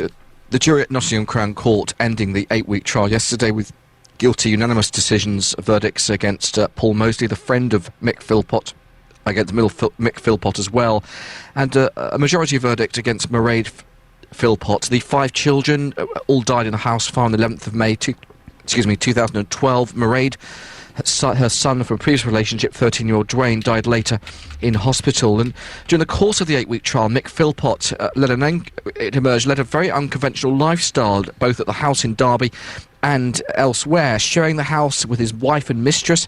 In all, he was father to 17 children by 5 different women. He was known locally as Shameless Mick for his lifestyle. He'd become a bit of a TV, well-known a celebrity, or not celebrity, but well-known appearances. He'd appeared on the Jeremy Kyle TV show because of his lifestyle. He'd also appeared in a TV documentary with former government minister Anne Widdecombe. And jurors heard that Philpott, though, had become violent and controlling towards his former live-in mistress Lisa Willis. She became unhappy with the domestic arrangements and she left 3 months before the fire. The jury was told he became obsessed with getting her and the kids back. A custody battle began. He concocted his plan to rescue the children from the fire, blame Miss Willis and be held the local hero. But of course the plan went very, very tragically wrong. Police suspicion quickly fell on the couple, didn't it? It did, because of his strange behaviour, both at the press conference to appeal for information, in the way that he was behaving with police, in the morgue, it seems, as well. And just generally, his behaviour didn't add up. The police very quickly, of course, look at those closest to any case before discounting them from their investigations. In the case of Mick Philpott, they really wanted to pursue this further. They bugged the hotel room where he and his wife were staying. The recordings picked him up, asking her at one stage, "Are you sticking to the story?" To which the couple claimed in court it was simply because they didn't want the court to know about their lifestyle. But they were found with petrol traces on their clothing following the fire. And of course what the police knew, and the jury didn't until after the trial, is that Mick Philpott had been convicted in the late 1970s of stabbing a former girlfriend and had been sentenced to 7 years in prison. What's been the reaction to the verdict, Simon? Well, I think, as you hinted, Ian, there are some stories, aren't there, that just really just shock everyone in society as a whole when they first emerge, and this is one of those stories. And in court, when the verdicts were returned yesterday, Mick Philpott shook his head. He was led away from the dock, and he turned towards prosecution lawyers, saying it's not over yet. His wife was far more sedate. She looked down at the floor, fighting back tears while clutching a handkerchief. Professor David Canto is an investigative psychologist at the University of Huddersfield, and he says, look, Mick Philpott really lived in a world where he thought he could get away with anything. He generally believed that. He had been on television, he'd become a bit of a sort of local celebrity. He had this great sort of confidence that he really would get away with his plot. His local MP, Margaret Beckett, had met him when he tried to get a bigger house because of the size of his family. She said he was the sort of person who gives compassion and public support a bad name. And the newspaper headlines really sum up this case. The Express, 6 angels killed by evil parents. The Mirror, pure evil. The trio will be sentenced at about 10 o'clock this morning. Simon, thank you very much indeed. That's Simon Thompson, and he did touch on some of the headlines here. Let's have a quick look. It's on most of the front pages. The Times, reckless and stupid, killer whose family died in blaze. Guardian, evil, stupid and shameful, parents guilty of fire death. I mean, it really is just the most horrific story. The Daily Mail, vile product of Welfare UK. I think that's slightly unfair. But the headline that has got me is the front page of The Sun. Now, it uses a swear word. I'm not going to say the word, don't worry. I'm not going to say it. But if you go into a newsagent's today, you'll see this. Child-killing bee stabbed me 27 times, except The Sun uses the full word. Now, this is a quote from a former partner of his, and he probably is. He's a horrible man, this Mick Philpott. But, I don't know if this is a step too far to put this on the front page of Britain's biggest daily newspaper. 08459 455 555. Well, Paul Connew is from St Albans, is a former deputy editor of the News of the World and the Daily Mirror. Paul, what do you make of this front page of The Sun? Is it a step too far? I think not, personally. I think it's a word. There are two things here. One, it's the genuine quote of the former girlfriend who he stabbed more than 20 times. But also it reflects, I think, the feelings of most of the country. In fact, the B word, if you don't want me to use it, I won't. But this is a word in the dictionary anyway, and I think it's absolutely apposite. I'm sure the Sun thought strongly about it, and we're obviously aware of the shock factor there, that some people will be offended, but I think The Sun is a big, bold, brash tabloid newspaper, but I think on this occasion, I'm a former editor of the Sunday Mirror as well, and if I'd been sitting in the editor's chair on this occasion, I think I'd have thought very long and hard, but my decision would have been the same as the editor of the Sun's last night. We're going to play a slightly dangerous game in a second, Paul, but so I trust I can play this with you, because I know you understand the rules. But you say that it's just a word. And it is just a word, and I'm kind of, I swear at home and I use language like this. But on the front page of a newspaper, you say it's just a word and the B word's okay. What about the S word? Would that have been okay? Because you could use that to describe him. I think the S word, if his former partner had used the S word, I think I would have used that too. The F and the C word, I would still this time hesitate from using and probably would not have used. But I think the B word. That's where I was heading to, because and I'll say it one more time, then we'll move on. The C word, the worst swear of all time.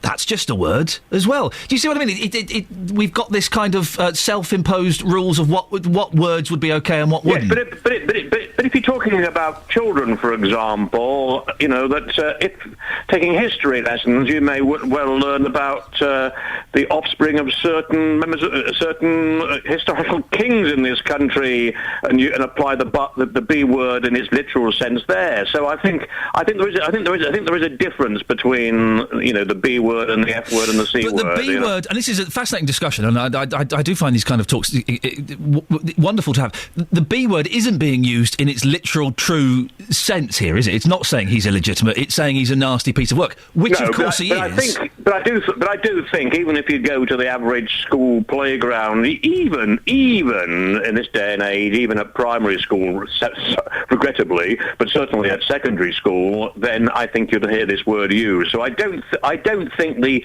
shock factor is that great. Now, and I think that I will have no hesitation this morning if when I collect the papers, and if my 13-year-old and my 10-year-old glance at the front page of the Sun, they tend to look at the news online, and of course at their age, but they sometimes glance at the paper. I would not sort of withhold them seeing the front page of the Sun. If the F or C word had been used instead, I probably would do, and I think there was a difference. My boys are 3 and 1, so they wouldn't read this. But if I was out with my 6-year-old niece and she can read, and she would be able to read this, and she said, "Uncle Ian, what does that word mean?" I would feel very uncomfortable with my 6-year-old niece and my 8-year-old nephew seeing this, just a couple of feet away from their Octonauts comics. I understand that, and I think and it would be a delicate conversation to actually have, but at the same time, I think it's a fine dividing line. But on this occasion, I don't think the Sun have crossed the borderline. I think it probably is a first. I can't recall that word being used in a big, bold front-page headline before. Although you could argue in a different way that although it's not a headline, the F word, for example, is often used matter-of-fact way in quotes in The Guardian. Although I'm not seeing it in the front-page headline. Yes, but it's within the paper, though, isn't it, when it does that? And I think within, if this was inside the paper, because it is a quote from this woman and about this horrible man, if it had been inside the paper with smaller letters, then I think it would be appropriate. The Sun have done this to shock, haven't they? They've done it so that idiots like me will talk about it. Of course, I think to shock, but tabloid papers do shock, and they are brash. And in the same way that there was a debate over whether papers were right or wrong to show the death pictures of Colonel Gaddafi, for example. In fact, obviously there's a debate to be had. This is why you've called me for a comment, and why you're asking your listeners to call in. And I'm sure you'll get a lively debate there from people, some of whom will be offended, some who will think it's justified. Both as a civilian and as a former editor and deputy editor of 3 national tabloid newspapers, who's now in PR, I think on this occasion, I think the Sun were right. I think this is such a horrific case. This foul narcissist, who obviously gloried in being on TV, etc. I think that there's no better word than that B word to sum him up, and I think most people feel that way and probably said it to themselves. And I think if the public at large or many of them are saying it to themselves, I think on this occasion it's such an extreme case that putting it on the front page of the Sun, I think is actually, to use another B word, a bold decision. Paul, fascinating. Thank you for that, Paul Connew there. From St Albans, former deputy editor of the News of the World and the Daily Mirror. I found that very interesting. What's interesting is I can't say this word on here. Do you know what? I possibly could get away with it because it's on the front page of the newspaper. But I know that we have young ears listening to this, and I would rather not. I know that some people would complain and it will get cleared, but I would rather not, because we've got young ears listening to this. But it does make me slightly uncomfortable. Some of your comments on Facebook. Matt says, I run a shop. I got my colleague to turn the paper to the Sport, so the Sport is showing instead. Not great journalism. Sheer Madness says, I also run a shop. Always get the Sun and Daily Mail, but due to it being half-term, we won't be buying the Sun today, only because the papers are on show by the Toy Box. And that's the thing, isn't it?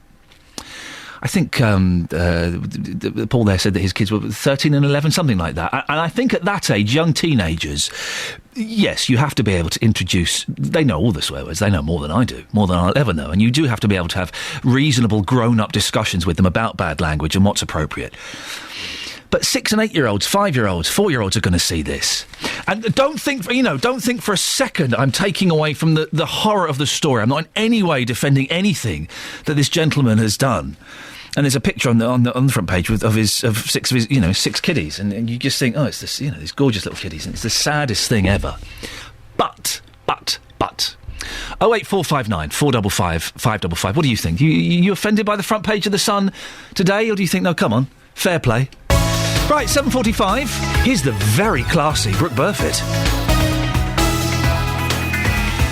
Beds, hearts and bucks travel. BBC 3 Counties Radio. Well, thank you, Ian. Traffic is moving at about 13 miles an hour on the M25 anti-clockwise around junction 24 for Potters Bar, according to my speed sensors. It's not moving much better between 21 for the M1 to 20 for Kings Langley, and it's even worse around junction 17 for Maple Cross to 16 for the M40. It'll take about 20 minutes to get through there. At the A1 Watford Way into London, very, very slow from Apex Corner all the way to Mill Hill Circus, and the A1 Great North Road heading south is queuing at the Black Cat roundabout, usual morning rush hour queues. Finally, there's just been a breakdown reported in Clop Hill on the A507 Amped Hill Road. It's partly blocking the road in both directions near the junction for Shefford Road, and that's causing delays. Brooke Burfitt, BBC Three Counties Radio. Brooke, thank you very much. Morning, 7:46, Wednesday the 3rd of April. I'm Ian Lee. These are your headlines on BBC Three Counties Radio. Health experts want people who miss hospital appointments to be fined. It's something that cost the NHS over £20 million across the 3 counties last year. Mick and Mairead Philpott, the couple convicted of killing their 6 children in a house fire in Derby, will be sentenced later this morning. In sport, Troy Deeney scored the winner for Watford, who won 1-0 at Hull last night. Coming up, someone in Prince's Risborough got so annoyed with the amount of dog mess in the garden they graffitied, "Clean up your dog poo." Well, our dog poo correspondent, Justin Delia, spent the morning in Prince's Risborough to find out how bad the problem is. We'll catch up with him before 8 o'clock. But now let's get the latest weather with Elizabeth Rizzini. Beds, Hearts and Bucks weather. BBC Three Counties Radio. Hello, a very good morning to you. Well, it's a bright enough start to the day. We've got some sunshine out there as well. It's not going to last for very long. I suspect it's going to turn really rather cloudy as we head through the rest of the morning and into the afternoon. So, yeah, back to that very raw, bitter feeling, not the sunshine that we saw yesterday, unfortunately. It was not going to last for very long, put it that way. So turning cloudy first over parts of Hertfordshire, the sunshine lasting well into the late morning, perhaps for parts of Buckinghamshire, but even here, clouding over later on in the day. Afternoon temperatures between 4 and 6 degrees Celsius for St Albans, for Luton and for Aylesbury as well. That's 43 in Fahrenheit. Now we're going to keep that bitter northeasterly breeze as well. It's reasonably light at the moment, you know, it's still there, but it is going to pick up again into the afternoon. So of course with the wind chill then it certainly is going to feel a lot colder than those air temperatures would suggest once more. So no change particularly from what we were seeing a bit earlier on through the week and the weekend, and for what seems like forever now. But then this evening and overnight, still cloudy, temperatures down to just below freezing, I suspect. We may just see 1 or 2 wintry flurries as well as we head through the evening. Always possible. Nothing significant, of course. And then into tomorrow, more of the same. Just cloudy, very cold. The bitter northeasterly wind still going on. By the time we get to Friday, it's a little bit more of a northerly, allowing for a bit of brightness and some sunshine to develop. And then by the time we get to the weekend, it is good news because the wind will drop out, and that's going to make it feel an awful lot better, a little bit more spring-like, although we're still in the cold air. But that's going to change into next week. We will see those temperatures pick up back to where they should be at this time of year across the 3 counties. It is good news, but unfortunately I think it's going to turn quite wet at times as well, Ian. Sorry about that. Thanks very much, Elizabeth. Scott has reminded me of a headline from about 20 years ago. It was the front page of The Star, another classy newspaper that used the B word. Kick this evil bee out. Who were they talking about? About 20 years ago, just under, maybe about 18 years ago. Who were The Star talking about when they said, kick this evil bee out? It was the front page of their newspaper. I'll tell you after this. On Saturday, there's a specially extended 3 counties sport. We've got 3 live games, all kicking off at 3 o'clock. Curler by Bowditch, 2-0! MK Dons versus Crawley. Stevenage away to Portsmouth. And it's tucked into the net, and it's Max Amer who's just popped up. And Luton's trip to Gateshead. Andre Gray to give Luton hope and give Luton a lifeline. Then at 5:20, live commentary on Watford at home to Cardiff. Deeney with the shot, Deeney finds the corner! 3 Counties Sport, Saturday from 2 on BBC Three Counties Radio. Anyone know? About 18 years ago, The Star ran a front page headline, kick this evil bee out. Who are they talking about? I'll tell you what, I'll ask Justin Dealey in a second, because he might have a clue, and Justin's up next, because you might get frustrated with the amount of dog mess in parks and public places where you live. I've never liked it. You know, there's the slightly simplistic side of when you stand in it, and it's just all over your shoes and you can't scrape it out. There is a more important health issue, of course. Well, one resident was so angered by the problem in Prince's Risborough, they graffitied, clean up your dog poo. where Berryfield Road joins the avenue. They wrote it on the pavement.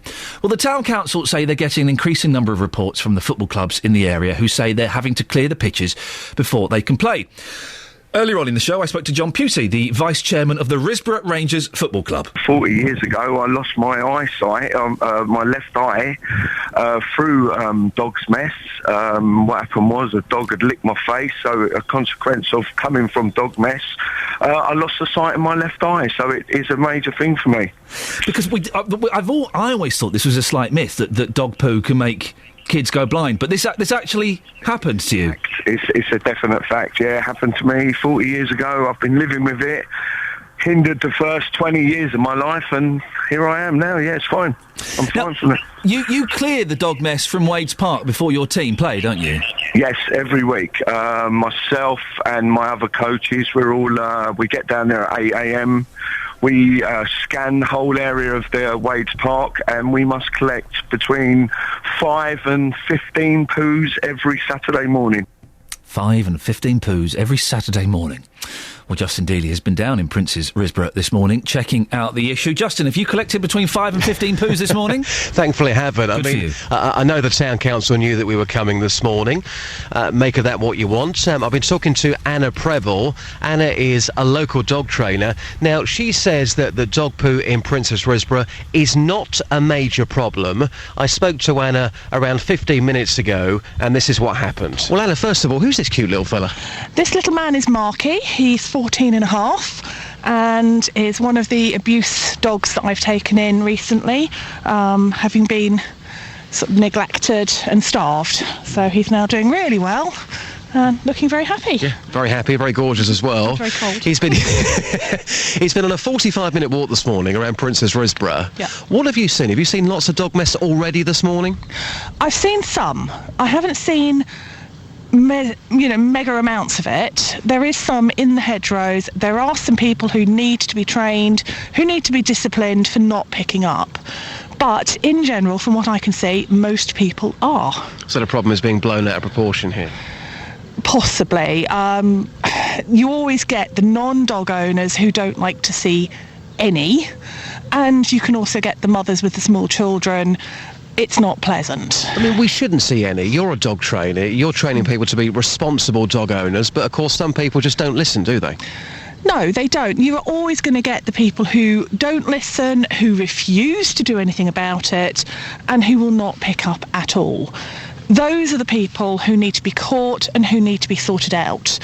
90% of the people I meet are responsible. Nearly every dog owner I've met is carrying a poo bag.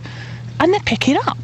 Do you think, and Iain was talking about this earlier on, do you think if somebody is caught with their dog, Prince's Risborough or anywhere else in Beds, Herts and Bucks or across the UK, they're caught with their dog and they're not picking up their mess, should that dog be taken off the owner? Because clearly they're not a responsible dog owner, are they?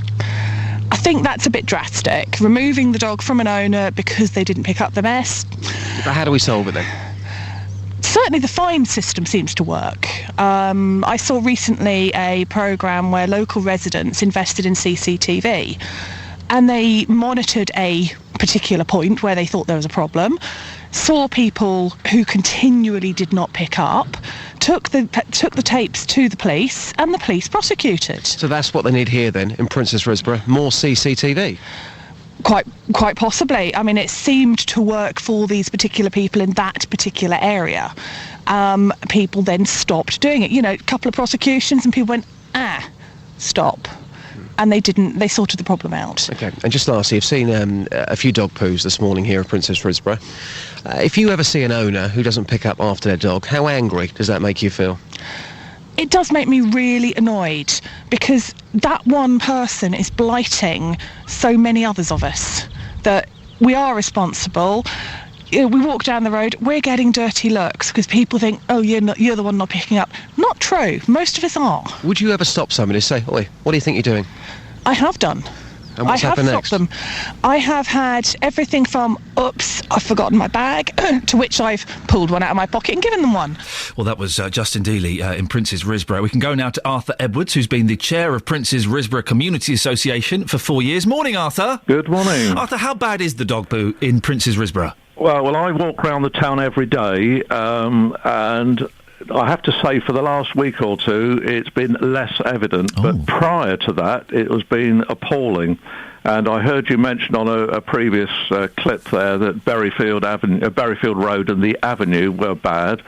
Well, in actual fact, the Retreat was even worse than those two roads. But having walked around the town yesterday, most recently, it certainly seems to have improved. What are the residents saying, Arthur? I haven't actually had comments directly from other residents. It's just my own observations in walking around the town. And I have been a dog owner for many years. I've had dogs for 25 or 30 years, and it's only in the last 7 years that I've not had a dog. But I still walk the same route, and I do see other dog owners without apparently any poop scoops or bags. Not to say they haven't got one in their pocket, but I used to carry a plastic scoop around with a bag so that my dog, didn't leave its mess around. Arthur, if you saw someone not picking up their dog's mess, would you confront them? Yes, I would hope to. Obviously, it depends on the individual, but I think I would approach them and hopefully say things in the right way and hope that they would respond in the right way. Arthur, thank you very much indeed. Arthur Edwards has been the chair of the Princes Risborough Community Association for 4 years. Well, Wickham District Council sent us this statement. We provide nearly 200 dog waste bins across the district, complemented by those provided by town and parish councils. As it's not practical to provide bins in all locations, it is still the owner's responsibility to clear up and take their dog waste home if there isn't a bin nearby. At this time of year, bins are emptied 3 times a week. Well, what would you do, dear listener? You see someone not picking up their dog's mess. What would you do? Would you go and have a word with them? Would you confront them? 08459 455 555. If you're Justin, are you still there? We've lost. Okay, well, I will reveal after 8 o'clock who the gentleman was, and it is a gentleman that 20 years ago, on the front page of the Daily Star, they ran the headline, "Kick this evil bee out." It's in reference to the front page of the Sun today, where they've used the B word. I just find it a little bit shocking, and it's a horrible, horrible story. I'm not taking anything away from the story. This gentleman, Mick Philpott, isn't he? He is a bee, of course he is, but I don't know if I want to see it on the front page of my newspapers. This paper will be in newsagents next to the comics. It'll be on it'll be on buses. It'll be on trains. 08459 455 555. Am I overreacting, or do you think the Sun have maybe crossed a line? After the news at 8, I'll tell you who was referred to as an evil bee on the front page of the Star 20 years ago. Here's Brooke Burfitt. Beds, Herts and Bucks travel. BBC Three Counties Radio. The M1 is busy this rush hour, particularly on the southbound stretch between junction 12 at Flitwick to 10 for the M1. A breakdown in Clip Hill on Ampthill Road is partly blocking the road in both directions to the junction for Shefford Road. That is causing delays on the approach. The A1 Great North Road, that's queuing at the Black Cat roundabout. Over in Stevenage, Broadhall Way, I'm seeing that as very slow on my cameras between the football ground to the A1M. The M25 anti-clockwise has patchy delays this morning from junction 26 Waltham Abbey to 16 for the M40. And looking at the A1 as well, the A1 Watford Way into London is queuing from Apex Corner to Mill Hill Circus, and that's looking very busy on my cameras. Sorry. Brooke, have a big cough. Go on, clear your throat. Okay, better. Have you finished? Yeah. I finished. Excellent. We'll have a glass of water by you next time. We'll speak to you later on, Brooke. Thank you very much indeed. We'll speak to Brooke in 15 minutes. 08459 455 555. The front page of the Sun. A step too far? We'll discuss it more after the news with Serena Farrow. Getting beds, hearts and bucks talking. This is BBC Three Counties Radio.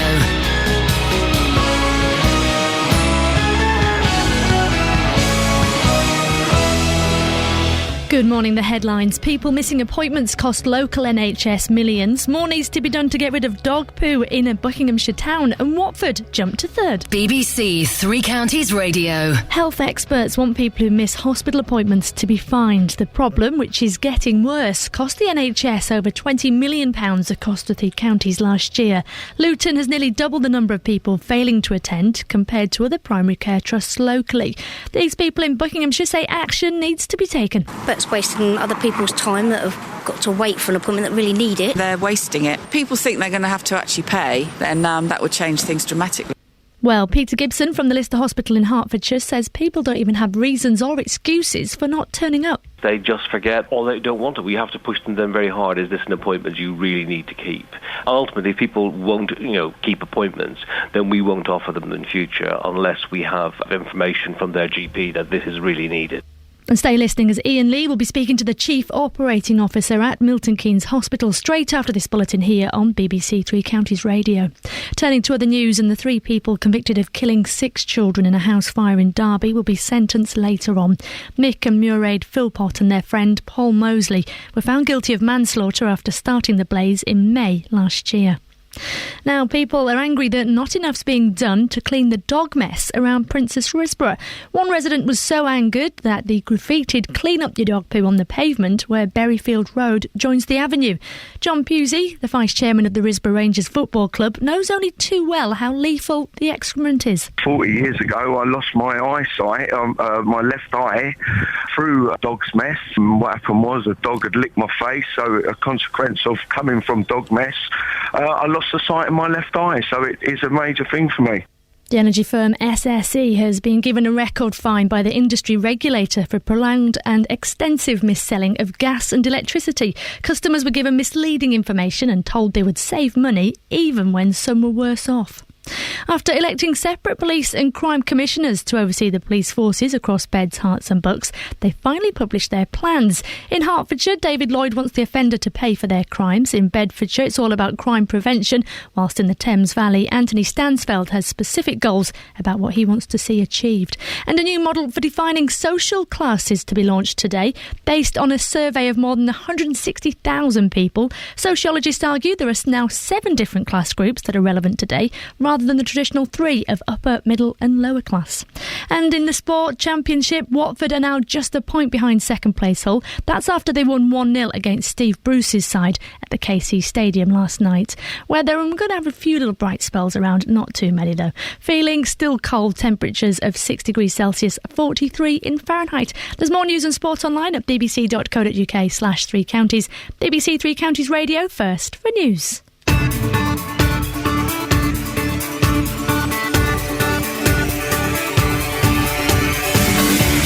Morning, this is Iain Lee, BBC Three Counties Radio. I'm here every morning between 6 and 9. I say every morning, weekdays of course. Let's not get carried away here. I need some kind of life. Lots coming up between now and JVS at 9 o'clock, including, should you be fined if you miss a hospital appointment? Well, almost 240,000 appointments were missed in the 3 counties last year, and it's costing the NHS a fortune.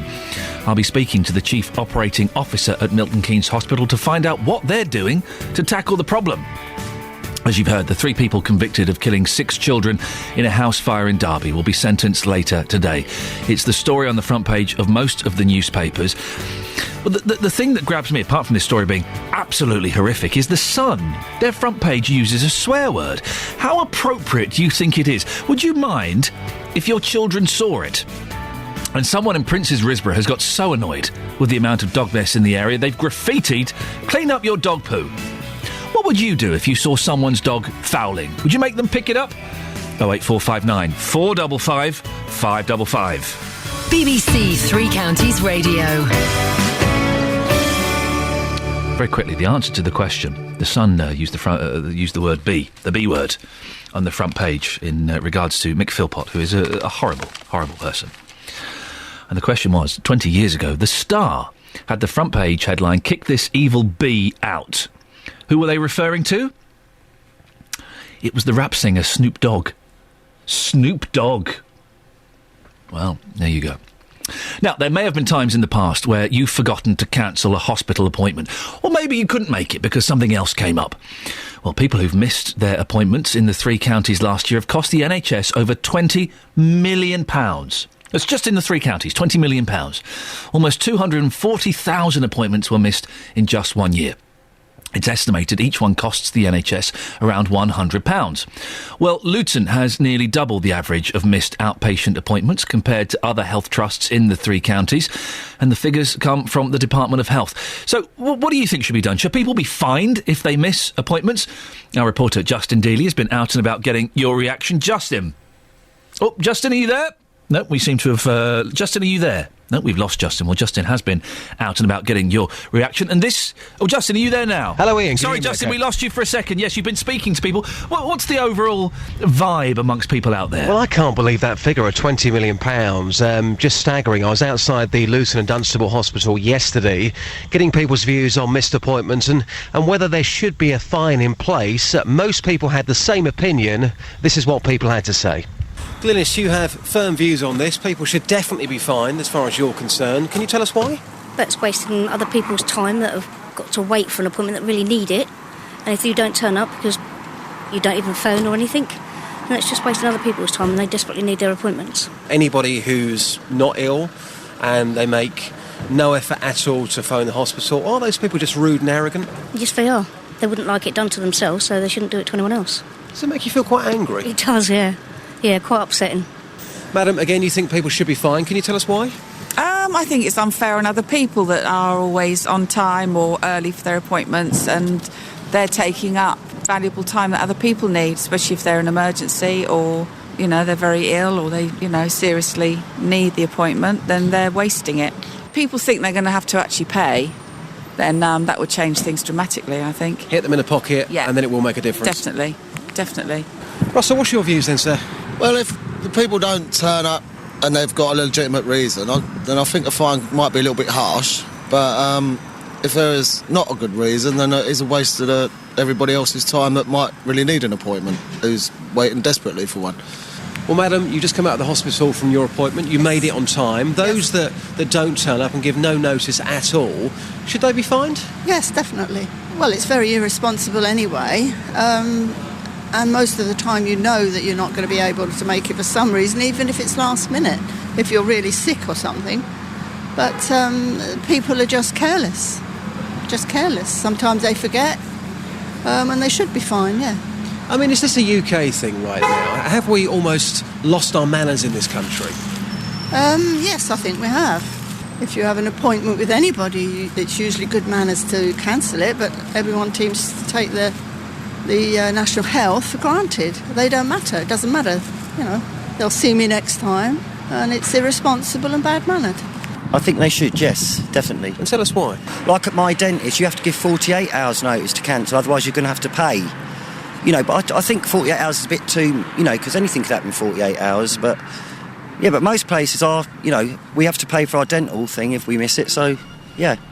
Justin Dealey reporting there. Well, Darren Leach is Chief Operating Officer at Milton Keynes Hospital. Good morning, Darren.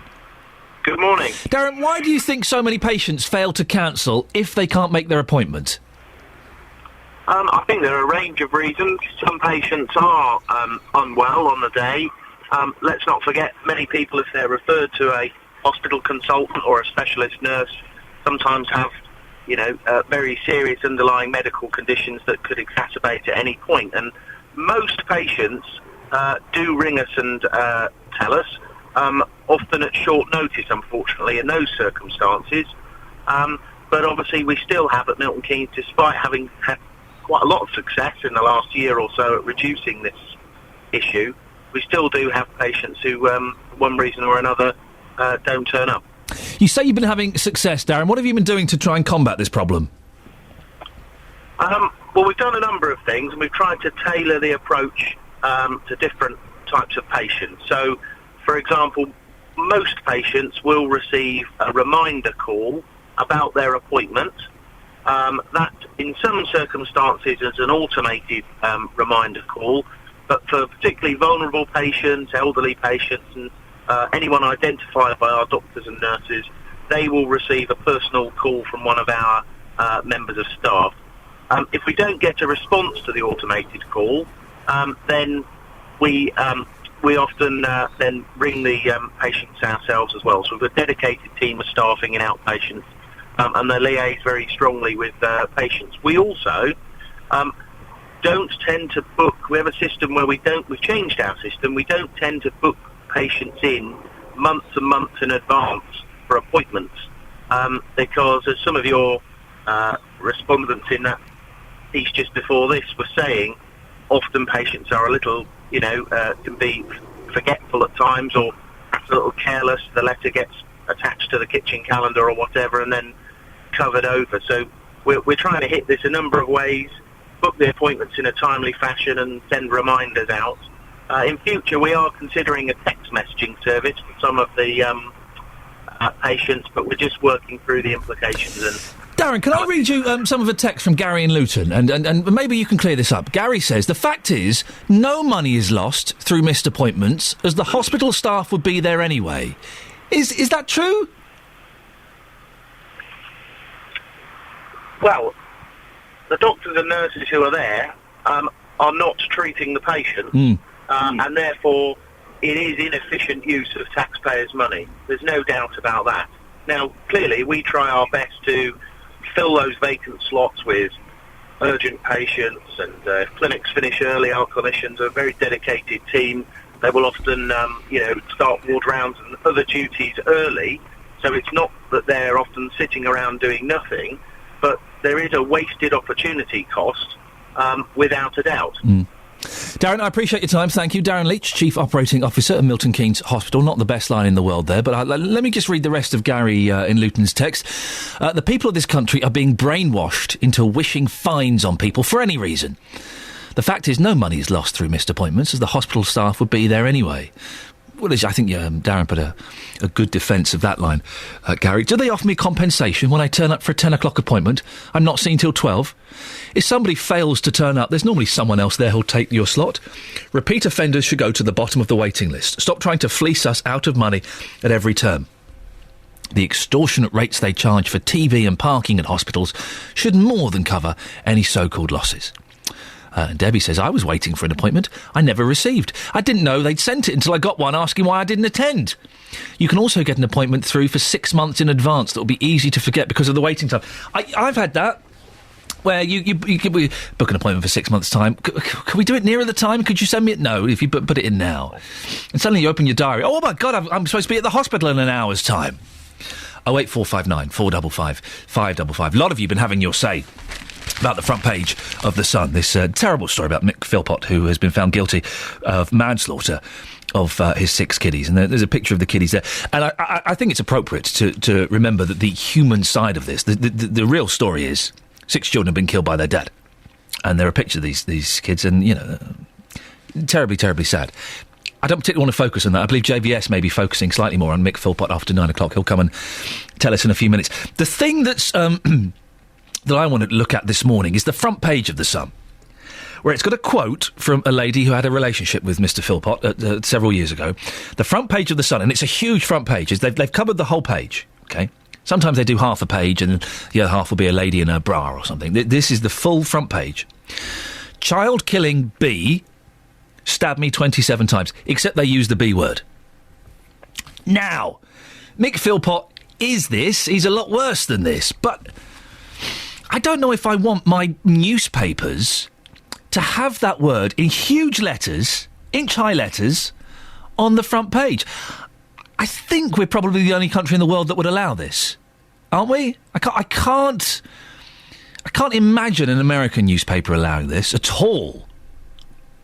I can't think anywhere in Europe that would particularly allow it. We must be the only country that would allow this. And the thing is, even if this paper is folded in half, that's still the word that sticks out. Quite often you're in a newsagent, the paper's folded in half, so you can't see the bottom. That word's in the top half. And the Sun is next to the Octonauts comic and Postman Pat comics in newsagents. I know, because I go and buy the blooming Octonauts comic every couple of weeks for my boy. He loves it. Is it appropriate to have swear words on the front page of newspapers like this? 08459 455 555. Jamie says, yeah, it's appropriate for that picture. Dean says, no, not at all. Another reason why I'll never buy this comic, joke of a newspaper and embarrassment to the UK. Nick says, The Sun have a track record for being inappropriate. Look at page 3, still being in it in 2013. And Yvonne says, part of me wants to say it's just a word, but overly emotive journalism gets my goat. Facts only, please. Well, what do you think? Am I being a little bit too sensitive about this? I'm just aware I've got 2 boys, 3 and 1. I've got a niece and nephew, 8 and 5, 8 and 6, I think. They would be able to read this. They would go, Uncle Ian, what does that word mean? 08459 455 555. 8:15 now. Travel news. Here's Brooke Burfitt. Beds, Herts and Bucks travel. BBC Three Counties Radio. Well, starting with the A1 Great North Road, that's queuing at the Black Cat roundabout. Usual morning congestion here. The M1 is slow on the southbound stretch between junction 12 at Flitwick to 10 for the M1. The breakdown in Clip Hill on Ampthill Road has now been moved, and traffic is moving much better through there. In Stevenage, Broadall Way is busy between the football ground and the A1M. And the M25 anti-clockwise, there are patchy delays between junction 26 at Waltham Abbey to 25 for Enfield. That's slow. And it's taking traffic about 25 minutes to get through from junction 17 at Maple Cross to 15 for the M4. And further into London, the A1 Watford Way is queuing from Apex Corner all the way to Mill Hill Circus. That's looking very busy on my cameras. Brooke Burfitt, BBC Three Counties Radio. Thank you, Brooke. Morning, it's 8:16. It's Wednesday the 3rd of March. I'm Iain Lee, and these are your headlines on BBC Three Counties Radio. Health experts want people who miss hospital appointments to be fined. It's something that cost the NHS over £20 million across the 3 counties last year. The 3 people convicted of killing 6 children in a house fire in Derby will be sentenced later today. In sport, Watford move a step closer to automatic promotion after beating Hull 1-0 last night. The weather today for Beds, Herts and Bucks, a few bright spells, but generally rather cloudy and cold. Maximum temperature is 6 degrees. Coming up before 8:30, the 3 people convicted of killing 6 children in a house fire in Derby will be sentenced later today. The story's on the front page of most of the newspapers, including The Sun, who use quite a strong swear word. How appropriate do you think that is? 08459 455 555. BBC Three Counties Radio. Every weekday morning from 9. The JVS Show. With the biggest questions. Today on the Big Phone-In, I'm asking, would you support some dog breeds being removed from this country? Should traffic wardens be more lenient? Would the government be right to drop the minimum price for alcohol? And the biggest opinions. I think the tax is completely unfair. It doesn't matter how old they are or how young they are. They're still your children. It doesn't matter whether it's male or female or what. I'm disgusted with the people. You should have cut them people off. The JVS Show. Weekdays from 9. On BBC Three Counties Radio. I've started... you have a slip. I've started following you on Twitter again, Jonathan Vernon-Smith. Yeah, thank you. You're welcome. It's a trial period. I don't like the picture you're using. I've changed the picture. Have you? I've changed it this morning, yes. Thank goodness. It was, for those who missed it, my Twitter profile, @Iain Lee, was a picture of Jonathan Vernon-Smith. Well, you claim it was you gurning. I think it was you trying to sing. I'm sure that was the scene when you... I was pulling funny faces at you the other day. I don't remember that. I just took a snap of my mate, Jonathan Vernon-Smith. That's all. I enjoyed your show thoroughly yesterday. Oh, thanks very much. Particularly that poor old lady who'd spent £108.20 on topping up her mobile phone. Yes. And they only gave her 54 quid back. Yes. Do you know what? I had my phone in my hand.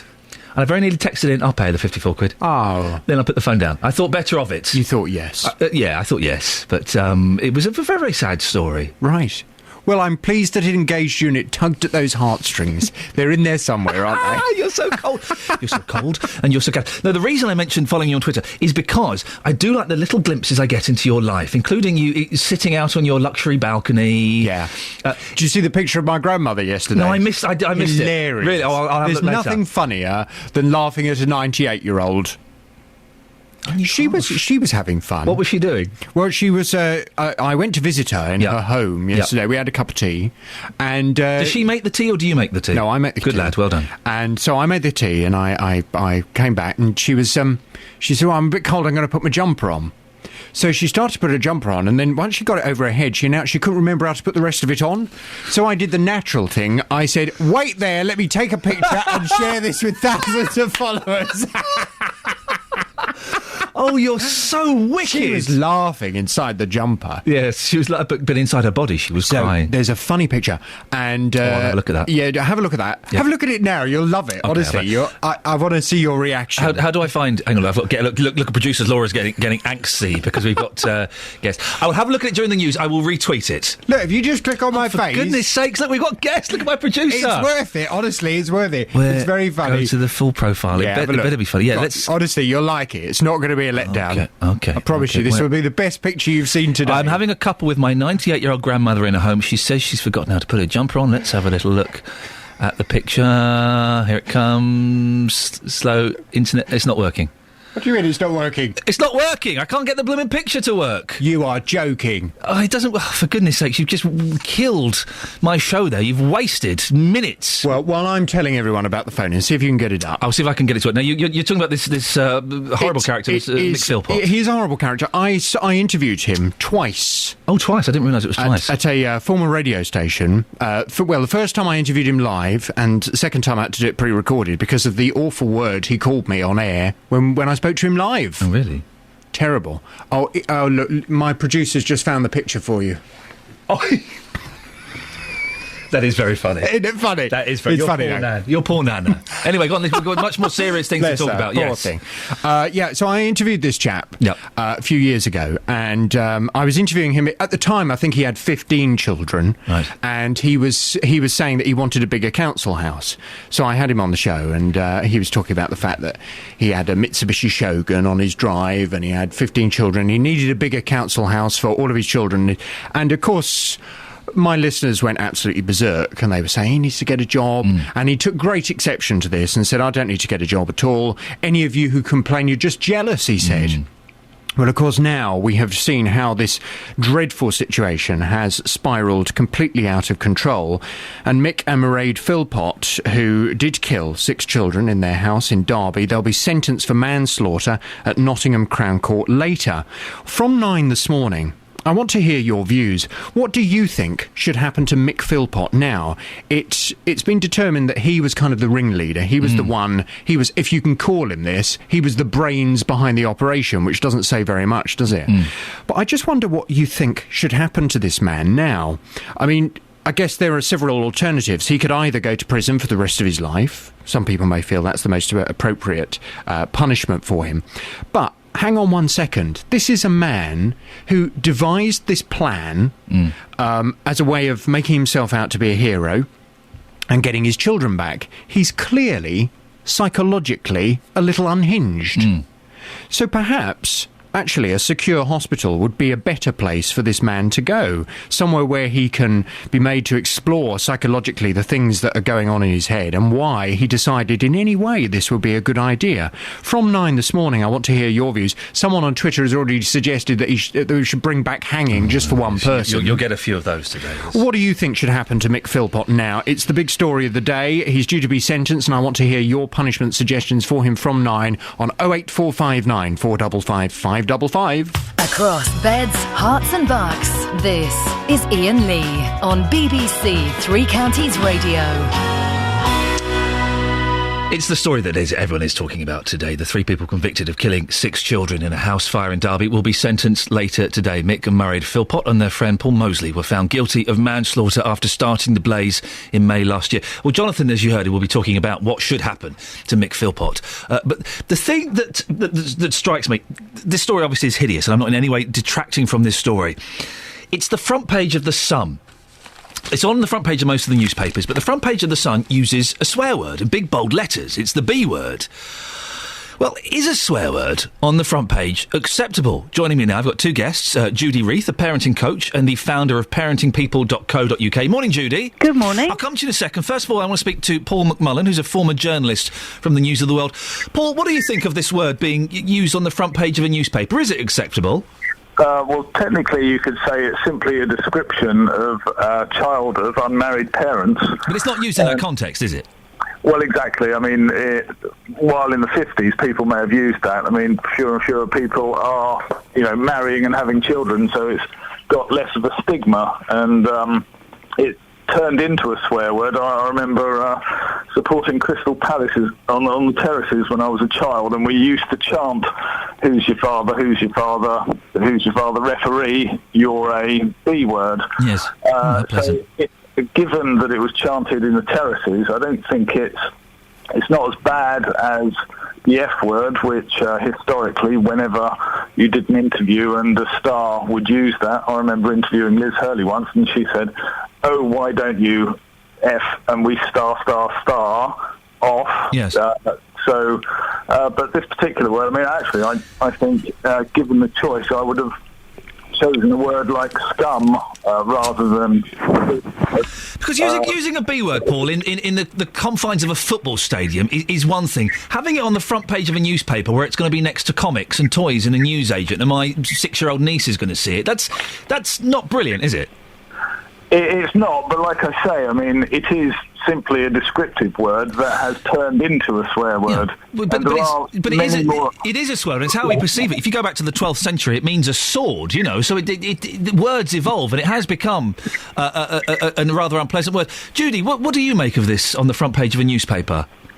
Well, I think that all of this is about adults behaving badly and children being the innocent victims of seeing what's going on in the adult world, whether it's this unpleasant word on the front page of The Sun or the much bigger story, which is what the Philpott guy is like as a father.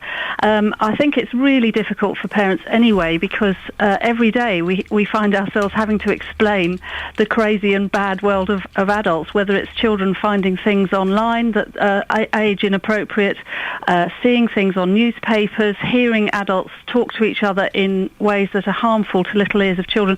It's a daily battle for parents, and I'm on the side of the parents today. And this doesn't help, does it? It seems, I mean, that there is an instance of this word being used 20 years ago, but it does seem that we are crossing a new boundary, Judy, and I guess once we go past this, it's difficult to go back, isn't it? You can't put the genie back in the bottle. Well, it's part of our job as parents to be able to answer our kids' questions. And, you know, I don't know if you're a dad, but they throw fabulous questions at us all the time. You know, what does that mean? Why is that person upset? Why is that person rather fat, mummy? I mean, all sorts of things come at us every day from our children. And we have no control over at what point those genies are going to be out or in, because we can't control what goes on the front page of newspapers. So it's much more about empowering parents to be able to deal with what their kids are going to question.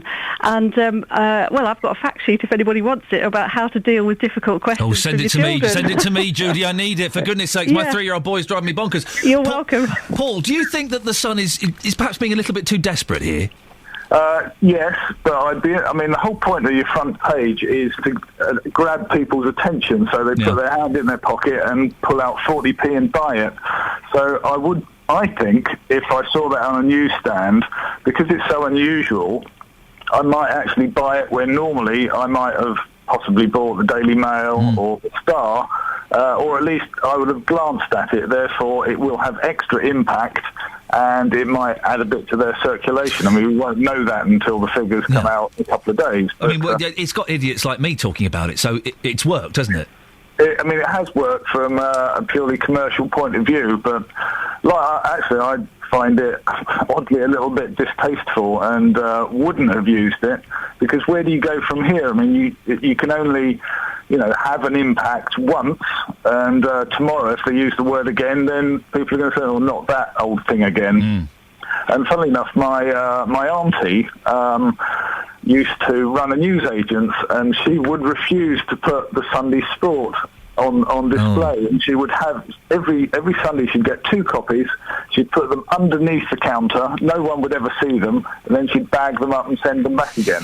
Paul, thank you very much for that. Judy, very quickly, if people want to get this fact sheet on how to deal with awkward questions from children, how can they get in touch? Yeah, get in touch at parentingpeople.co.uk. Brilliant. I shall be sending you an email later on. I've got a 3-year-old boy. Man alive, it's hard work. Judy Reith was the last voice you heard there, parenting coach, founder of parentingpeople.co.uk, and the gentleman was Paul McMullen, a former journalist from the News of the World. Well, what do you think? Mountain out of molehills, do you think? I mean, I'm still looking at this now. The Sun, the front page of the Sun, that word is there in all its glory. And The Sun is trying... I don't want to say they're trying to cash in on this tragedy, but it certainly feels like they're using it slightly to... well, I don't know. Of course they're using it to sell papers. That's the business of newspapers, isn't it? 08459 455 555. Right, nearly 8:30. Let's get the travel news with Brooke Burfitt. Beds, Hearts and Bucks travel. BBC Three Counties Radio.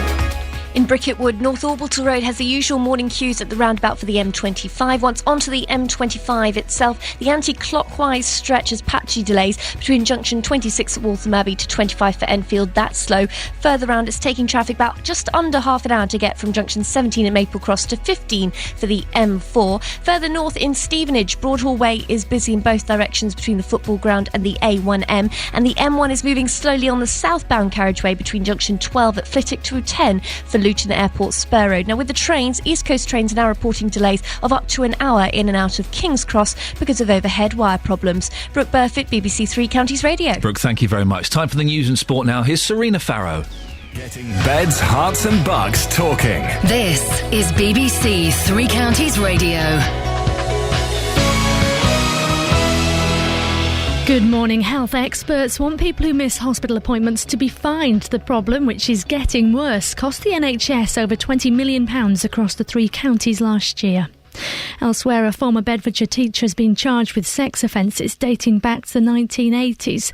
3 people convicted of killing 6 children in a house fire in Derby will be sentenced later on. And a man's currently on bail after robbing an 82-year-old of money he'd just withdrawn from a high street cash machine in Bedford. That's the news. Now let's move on to all the morning sport. Beds, Hearts and Bucks Sport. BBC Three Counties Radio. In the Championship then, third place Watford won 1-0 at second placed Hull. That moves them within a point of Steve Bruce's side. Troy Deeney scored the winner for Gianfranco Zola's team. The Italian says it was a big win as they now look to secure automatic promotion. It was such an important thing to do then. You know, they're still in front, they still have the advantage, but we keep the pressure on them. That's the important bit. And as I said, 6 games, they are tough. They will be tough, but we're ready to fight for every single game. Let's take a look at the Champions League quarter-final last night, and David Beckham started for Paris Saint-Germain as they held Barcelona to a 2-2 draw in the first leg. Beckham insists they're still in the tie. You have to be ready to play football because they play football beautifully. So I think that we played really well tonight, and we have to go there with the confidence to win the game. Tennis now, and Laura Robson will take over from Heather Watson as the British number 1 next week. It comes after making a winning start at WTA event in Charleston. Finally, the Leinster head coach Joe Schmidt is a strong favourite to become Ireland's new rugby union coach. The Irish RFU sacked Declan Kidney yesterday for finishing 5th in the Six Nations. BBC Three Counties Radio, more from me at 9. Across Beds, Hearts and Bucks, this is Iain Lee on BBC Three Counties Radio. JVS, up at 9 o'clock. It's going to be a cracking show this morning. But between now and 9 o'clock, we're talking dog poo. We're talking the front page of The Sun. Some might say there is a direct link between those two topics. I couldn't possibly comment. But if you want to, 08459 455 555. If you want to have a quick look at the front page of The Sun, if you've not seen it, facebook.com/BBC3CR. We've put it up there. It's got the B word on. And as a dad, I think it is this thing, as you become a dad or a mum, kind of your opinion, you think, it won't change me. I've seen it change so many people. It won't change me. It does. It can't help but change you and soften you and change your attitude slightly. And this front page of The Sun, I'll be honest, I think it's outrageous. I think it's terrible. Go and have a look at the Facebook page and then give me a call. Love to get your opinion on this. 08459 455 555. You probably have an opinion about this as well, because you might be getting frustrated with the amount of dog mess in parks and public places where you live. It's flipping horrible. Well, one resident was so angered by the problem in Prince's Risborough, they graffitied "Clean up your dog poo" on the pavement where Berryfield Road joins the avenue. The town council say they're getting an increasing number of reports from the football clubs in the area who say they're having to clear the pitches before they can play. Well, earlier on I spoke to John Pusey, the vice chairman of the Risborough Rangers Football Club. 40 years ago, I lost my eyesight, my left eye, through dog's mess. What happened was a dog had licked my face, so a consequence of coming from dog mess, I lost the sight in my left eye, so it is a major thing for me. Because I always thought this was a slight myth that dog poo can make kids go blind, but this actually happened to you. It's a definite fact. Yeah, it happened to me 40 years ago. I've been living with it. Hindered the first 20 years of my life, and here I am now. Yeah, it's fine. I'm fine from it. You cleared the dog mess from Wades Park before your team play, don't you? Yes, every week. Myself and my other coaches, we get down there at 8 a.m. We scan the whole area of the Wades Park, and we must collect between 5 and 15 poos every Saturday morning. Yeah, BBC Three Counties Radio, first for news. Well, Claire Louise Nixon is a dog trainer from Milton Keynes and joins me now. Good morning, Claire. Good morning. What do you think about dog owners not clearing up their dog's mess? Oh, I think it's disgusting, and I do agree with the gentleman. It has got worse. I think it's a bit like with society letting their dogs run loose, and the attitude that people have got about dogs. When they're having these certain breeds of dogs where they want them to look hard and everything, and they believe it's not their responsibility to clear up the dog mess.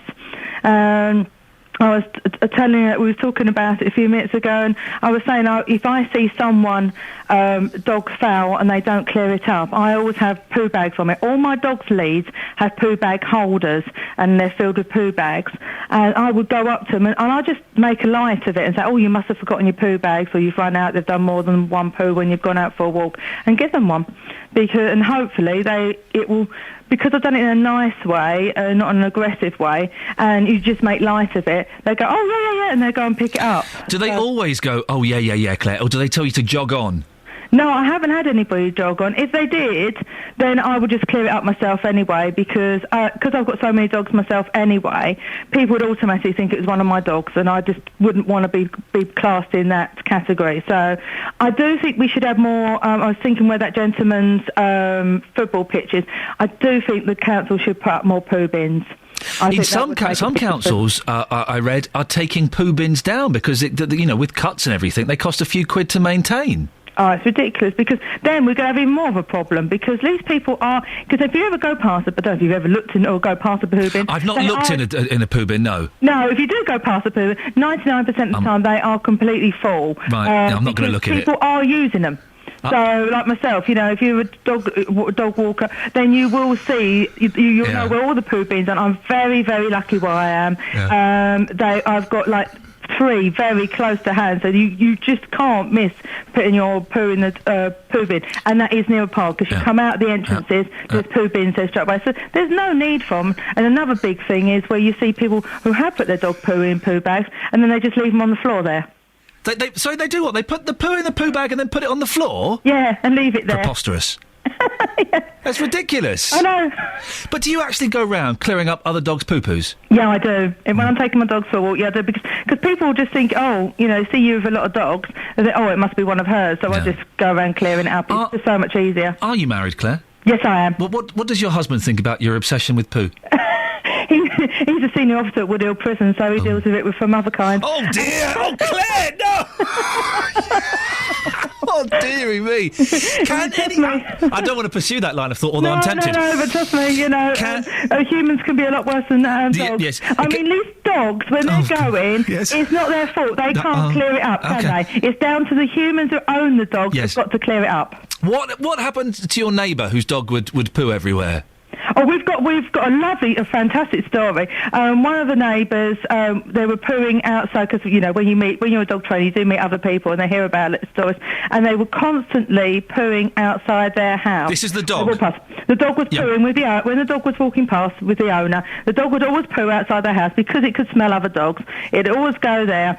And the guy would just walk past. Well, the owner of the house just got completely fed up with it and decided, right, I'm going to get my own back. And he picked up the dog poo, followed the gentleman, and waited and put it outside the house with our newspaper. It's very naughty. I wouldn't recommend it. No. He actually set fire to the newspaper, hung on the doorbell, ran. But he'd done it in time that he knew this old gentleman would actually have his slippers on. It was an old man in his slippers? Yeah, so he came out and put the fire, put it out and... He stamped on it and he... Yeah, put all over Can I just say that we here at BBC Three Counties Radio, although it sounds like a fun prank, we don't condone that in the slightest. No, we don't condone it at all, but I can see why he done it. And people have been known to collect... if it keeps happening, and just put it on that person's doorstep, say, right, I've just had enough, and just pile it up and just think, right, every time, and just put it on that person's doorstep. So, right, if you're not going to take it home, I'll take it home for you, sort of thing.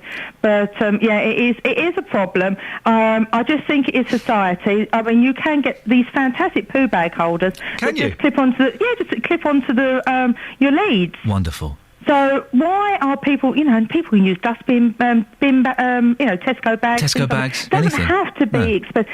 The local council give them out free. Poo bags, give them out free. You can get them from the libraries and your local council offices. Wonderful. So there's no excuse, is there? Claire Louise Nixon, it's been a pleasure talking to you. Can I book you as our regular dog poo correspondent? You can. If we ever do another dog poo story, which I suspect we will. Yeah, you have done. This is my second time talking to you about dog poo. Well, you've got the job. There's no money involved. Got the job, so for the dogs. To be honest, I just don't want to upset you. I don't want to come out my door one day and find some newspaper on fire. I wouldn't do that. Trust me, no, not my husband. I definitely wouldn't do that. Claire, thank you very much, Claire Louise Nixon, dog trainer from Milton Keynes, and now the official Iain Lee Show dog poo correspondent. 08459. Wasn't she delightful? What a lovely lady. 08459 455 555 is the phone number. Pat's in Houghton Regis. Morning, Pat. Good morning, Ian. Pat, does this get on your nerves? It's been getting on my nerves for years. Doesn't seem to be getting any better, and the local authorities don't really want to tackle the issue. Over on Parkside, you've got the closed bus lane there. Yeah. The amount of dog walkers you see walking away from me when I'm sort of training in that area, they're walking away. They let the dogs off the lead. They have a couple of dogs or three dogs, and straight away they're in the distance. They're doing what they're doing, and the owners just walk by merrily. And a couple of houses down there as well that let their dogs out without the owners, just to go out there, foul down there, and drag them back in later on. It's absolutely ridiculous. What do you reckon should be done, Pat? Do you know what? I seriously think if you can't clean up after your dog, you can't look after it, take the dog off you. I agree with you. I think they're just irresponsible owners. These owners don't deserve to have a dog. It's not the dog's fault, obviously, but it's the owner's fault, and they should have it taken away from it. But as you know, Ian, any laws that we have in this country are never going to fit the crime. So... end of story. Pat, thank you very much indeed, Pat in Houghton Regis. 08459 455 555. Yes, so someone has just mentioned on Facebook, I've never heard the word poo mentioned so many times on the radio in my life. I think we've probably reached our poo quota for the day. And it is one of those things you kind of think, yeah, it's a bit of fun. But, when you go out to the park, when you go walking down the streets and you see it, it's, look out, there's a poo. Mind that.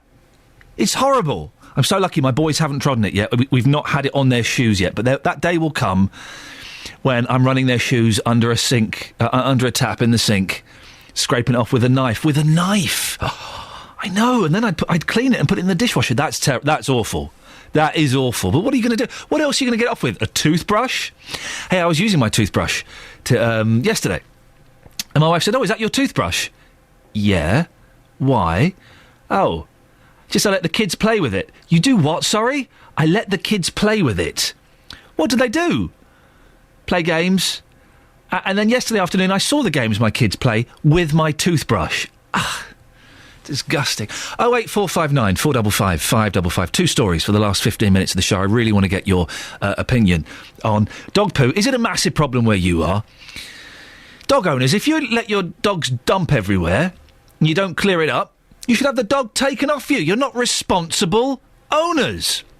And also go to any newsagent or facebook.com/BBC3CR. Have a look at the front page of The Sun. Child killing B stabbed me 27 times. It's a story about this horrible man, Mick Philpott, who's been found guilty along with two others of the manslaughter of his 6 children. And there they are. They all look wonderful. It's so sad, so sad.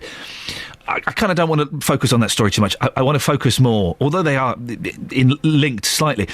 The use of the B word on the front page of Britain's biggest selling newspaper. I find it offensive. Yes, Mick Philpott is the B word. He's a lot worse than that, but I don't want to see that on the front page of my newspaper. I don't want to walk into a newsagent's or get on a bus or a train with my kids and they go, Daddy, what's that word? My 6-year-old niece and my 8-year-old nephew could read that. They'd be able to read that. They'd put those letters together and say it to me and say, what does that word mean? And yeah, they probably... I feel it's very inappropriate. Do you think it's a step too far? Or do you think it's acceptable? 08459 455 555. Let's get the travel news now. Here's Brooke Burford. Beds, Hearts and Bucks travel. BBC Three Counties Radio. The M1 is struggling this morning with lots of traffic between Newport Pagnell services heading south towards junction 14 for Milton Keynes.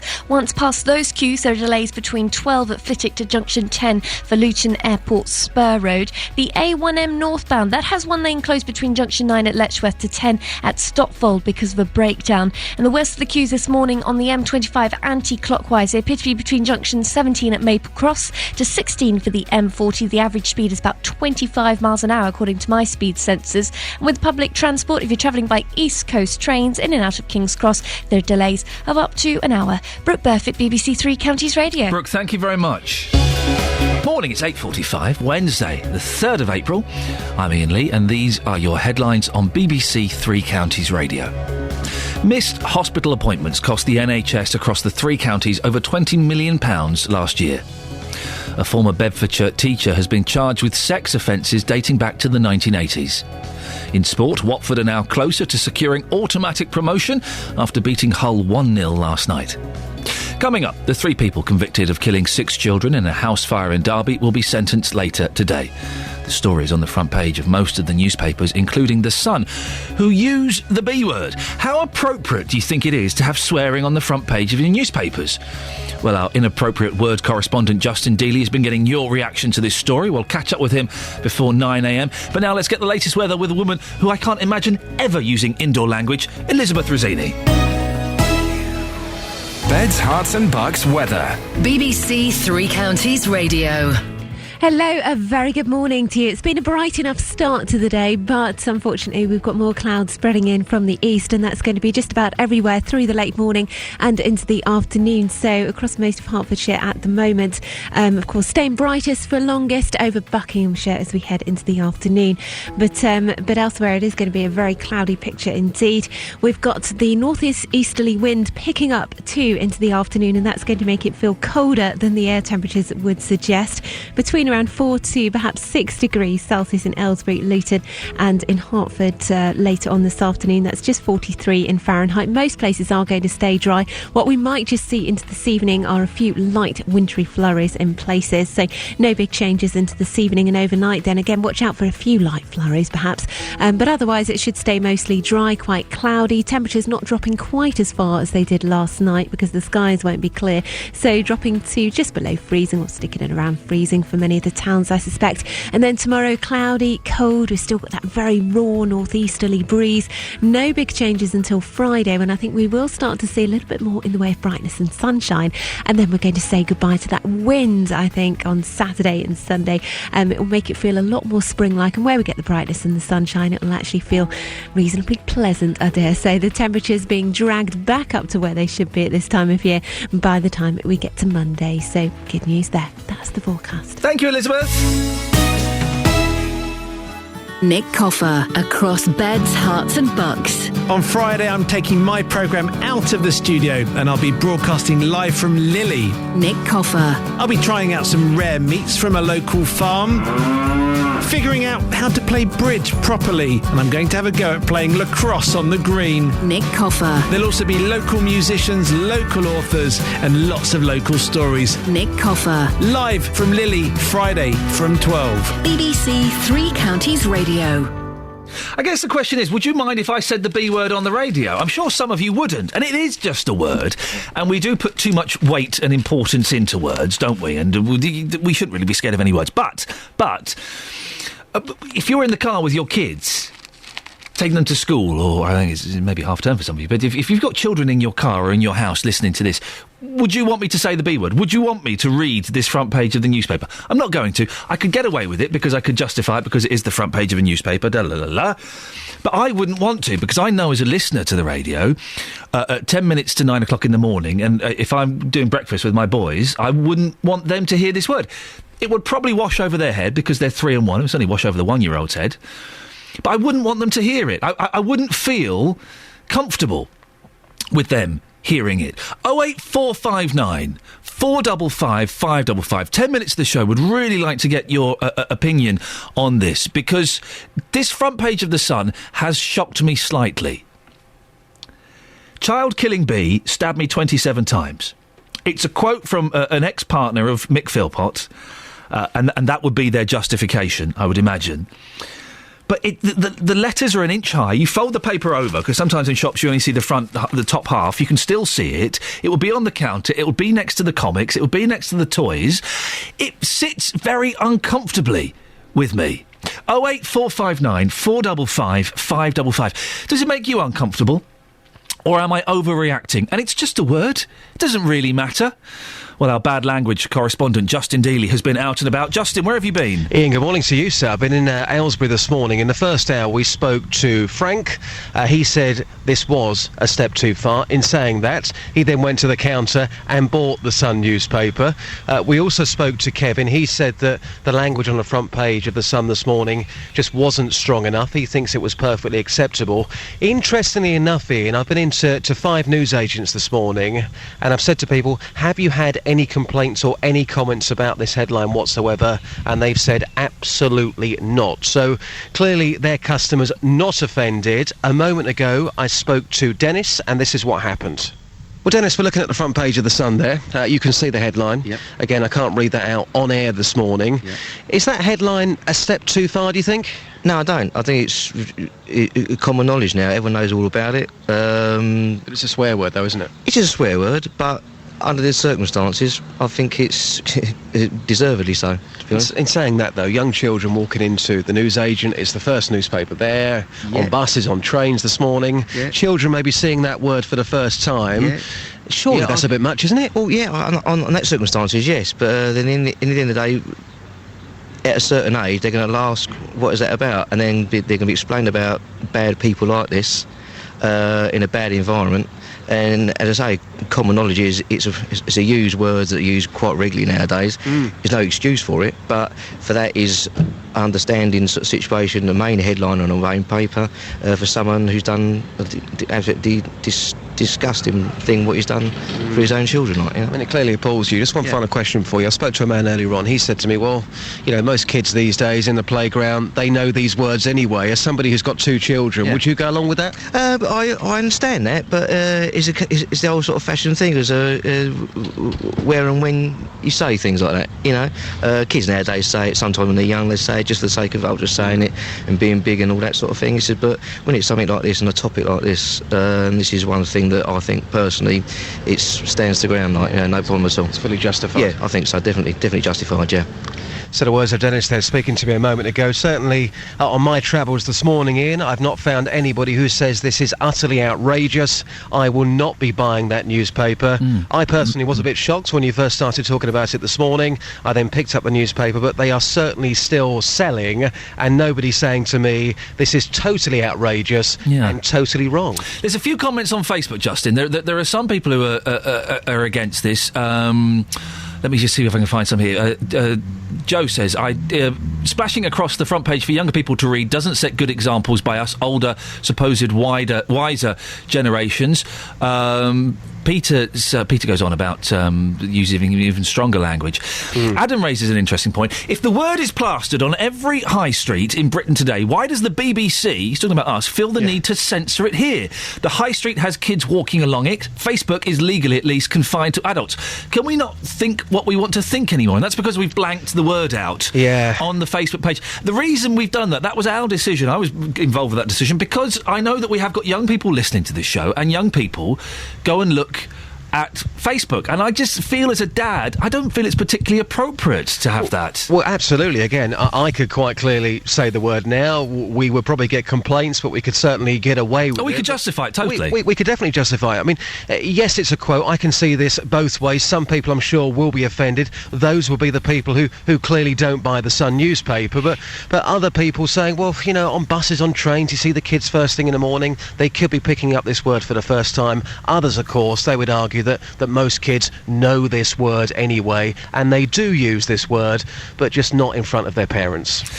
Justin, thank you very much indeed. Anne from St Albans is on the line. Morning, Anne. Good morning. What do you think about having this word on the front page of, as it is described here, Britain's most popular paper? Well, it's our language. It's a perfectly valid, legitimate word.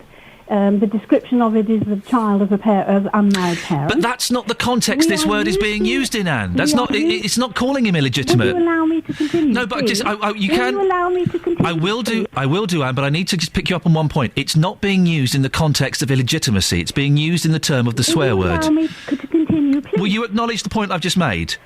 You haven't let me make a point. You have, Anne. You have made a point, and I need to pick you up because the point you've made is wrong. The point that I'm trying to make is if it is a valid word, no matter the context in which it's used, and your child sees it, then you say to your child, this word means so-and-so, and adult people use this word to express something which they have no other words for, and that's why that is used.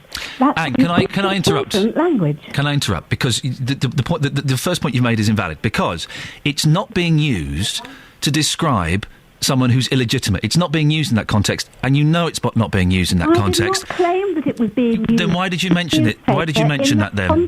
Why did you mention that then? In case you hadn't realised, I said that is the dictionary definition of... It's irrelevant. Words evolve. And I'll have my say now because you cut me off.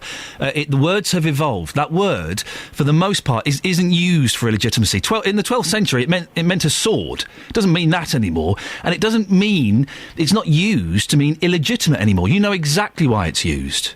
I'm telling you why it's used. I'm also saying to you, why do we not allow our children to know our language, understand why it's evolved, what it means, and how it is actually quite an appropriate word to use for this man. In fact, as one of your other callers said, it's possibly not even a strong enough word. Because we should be setting better examples to our children. I don't want my 6-year-old niece to know that word at the age of 6. Well, I think you mollycoddle her then. You should explain to her what it is and explain to her that you don't usually use it in public. Anne, well, it's on the front page of Britain's biggest newspaper. You think I should sit down with my 6-year-old niece... If she questions it, yes. Can I finish the sentence? You think I should sit down with my 6-year-old niece and have a conversation with her about the B word? You genuinely think that's appropriate? Well, children at school at 6 years old are taught about sexual acts. Do you think that's appropriate? Do you see what I'm trying to get at? No, I don't. No. Well, there are things in life which children need to learn, and our language is one of them. Inappropriate and appropriate language, but it's a valid word in our language. At various stages throughout their life, of course, yes. Not at 6 years old, no. No, 6-year-olds shouldn't be having a conversation about what that word means. We should be protecting them for as long as we can. From your own language? From offensive language, yes. Do you think it would be appropriate, for example, to sit down with a 6-year-old and have a conversation about the C word? Well, no, because that is also a description of a part of someone's body. Well, exactly, but it's not very... So you do think it's appropriate for me to sit down with a 6-year-old and have a discussion about the C word? They will learn those languages when they get out of school. Believe me, they will. Pat, not at 6 they won't. Pat, and Pat says... surprised. No, I think you'd be surprised. Pat says, I'm with you, Ian. I don't want to see words like that on the front of newspapers. At our local play park... Sorry? Anne? Did she hang up on me? I think she did, didn't she? I was putting a text. It's not appropriate to... I tell you now. It's not appropriate to sit down... Don't bother calling back. We haven't got time. I think she may have been offended. It's not appropriate to sit down with a 6-year-old and have a conversation about the C word. So, of course it's not. The B word, not at 6, I would say. And saying it means illegitimate, it doesn't mean that anymore, in the same way that gay doesn't mean joyous anymore. Words evolve, language evolves. The B word doesn't mean a sword anymore. It's not. No one uses it in that context. We know exactly what it means, and I don't want my kids reading that in a newsagent. Right, let's get the travel news now. Brooke Burfitt.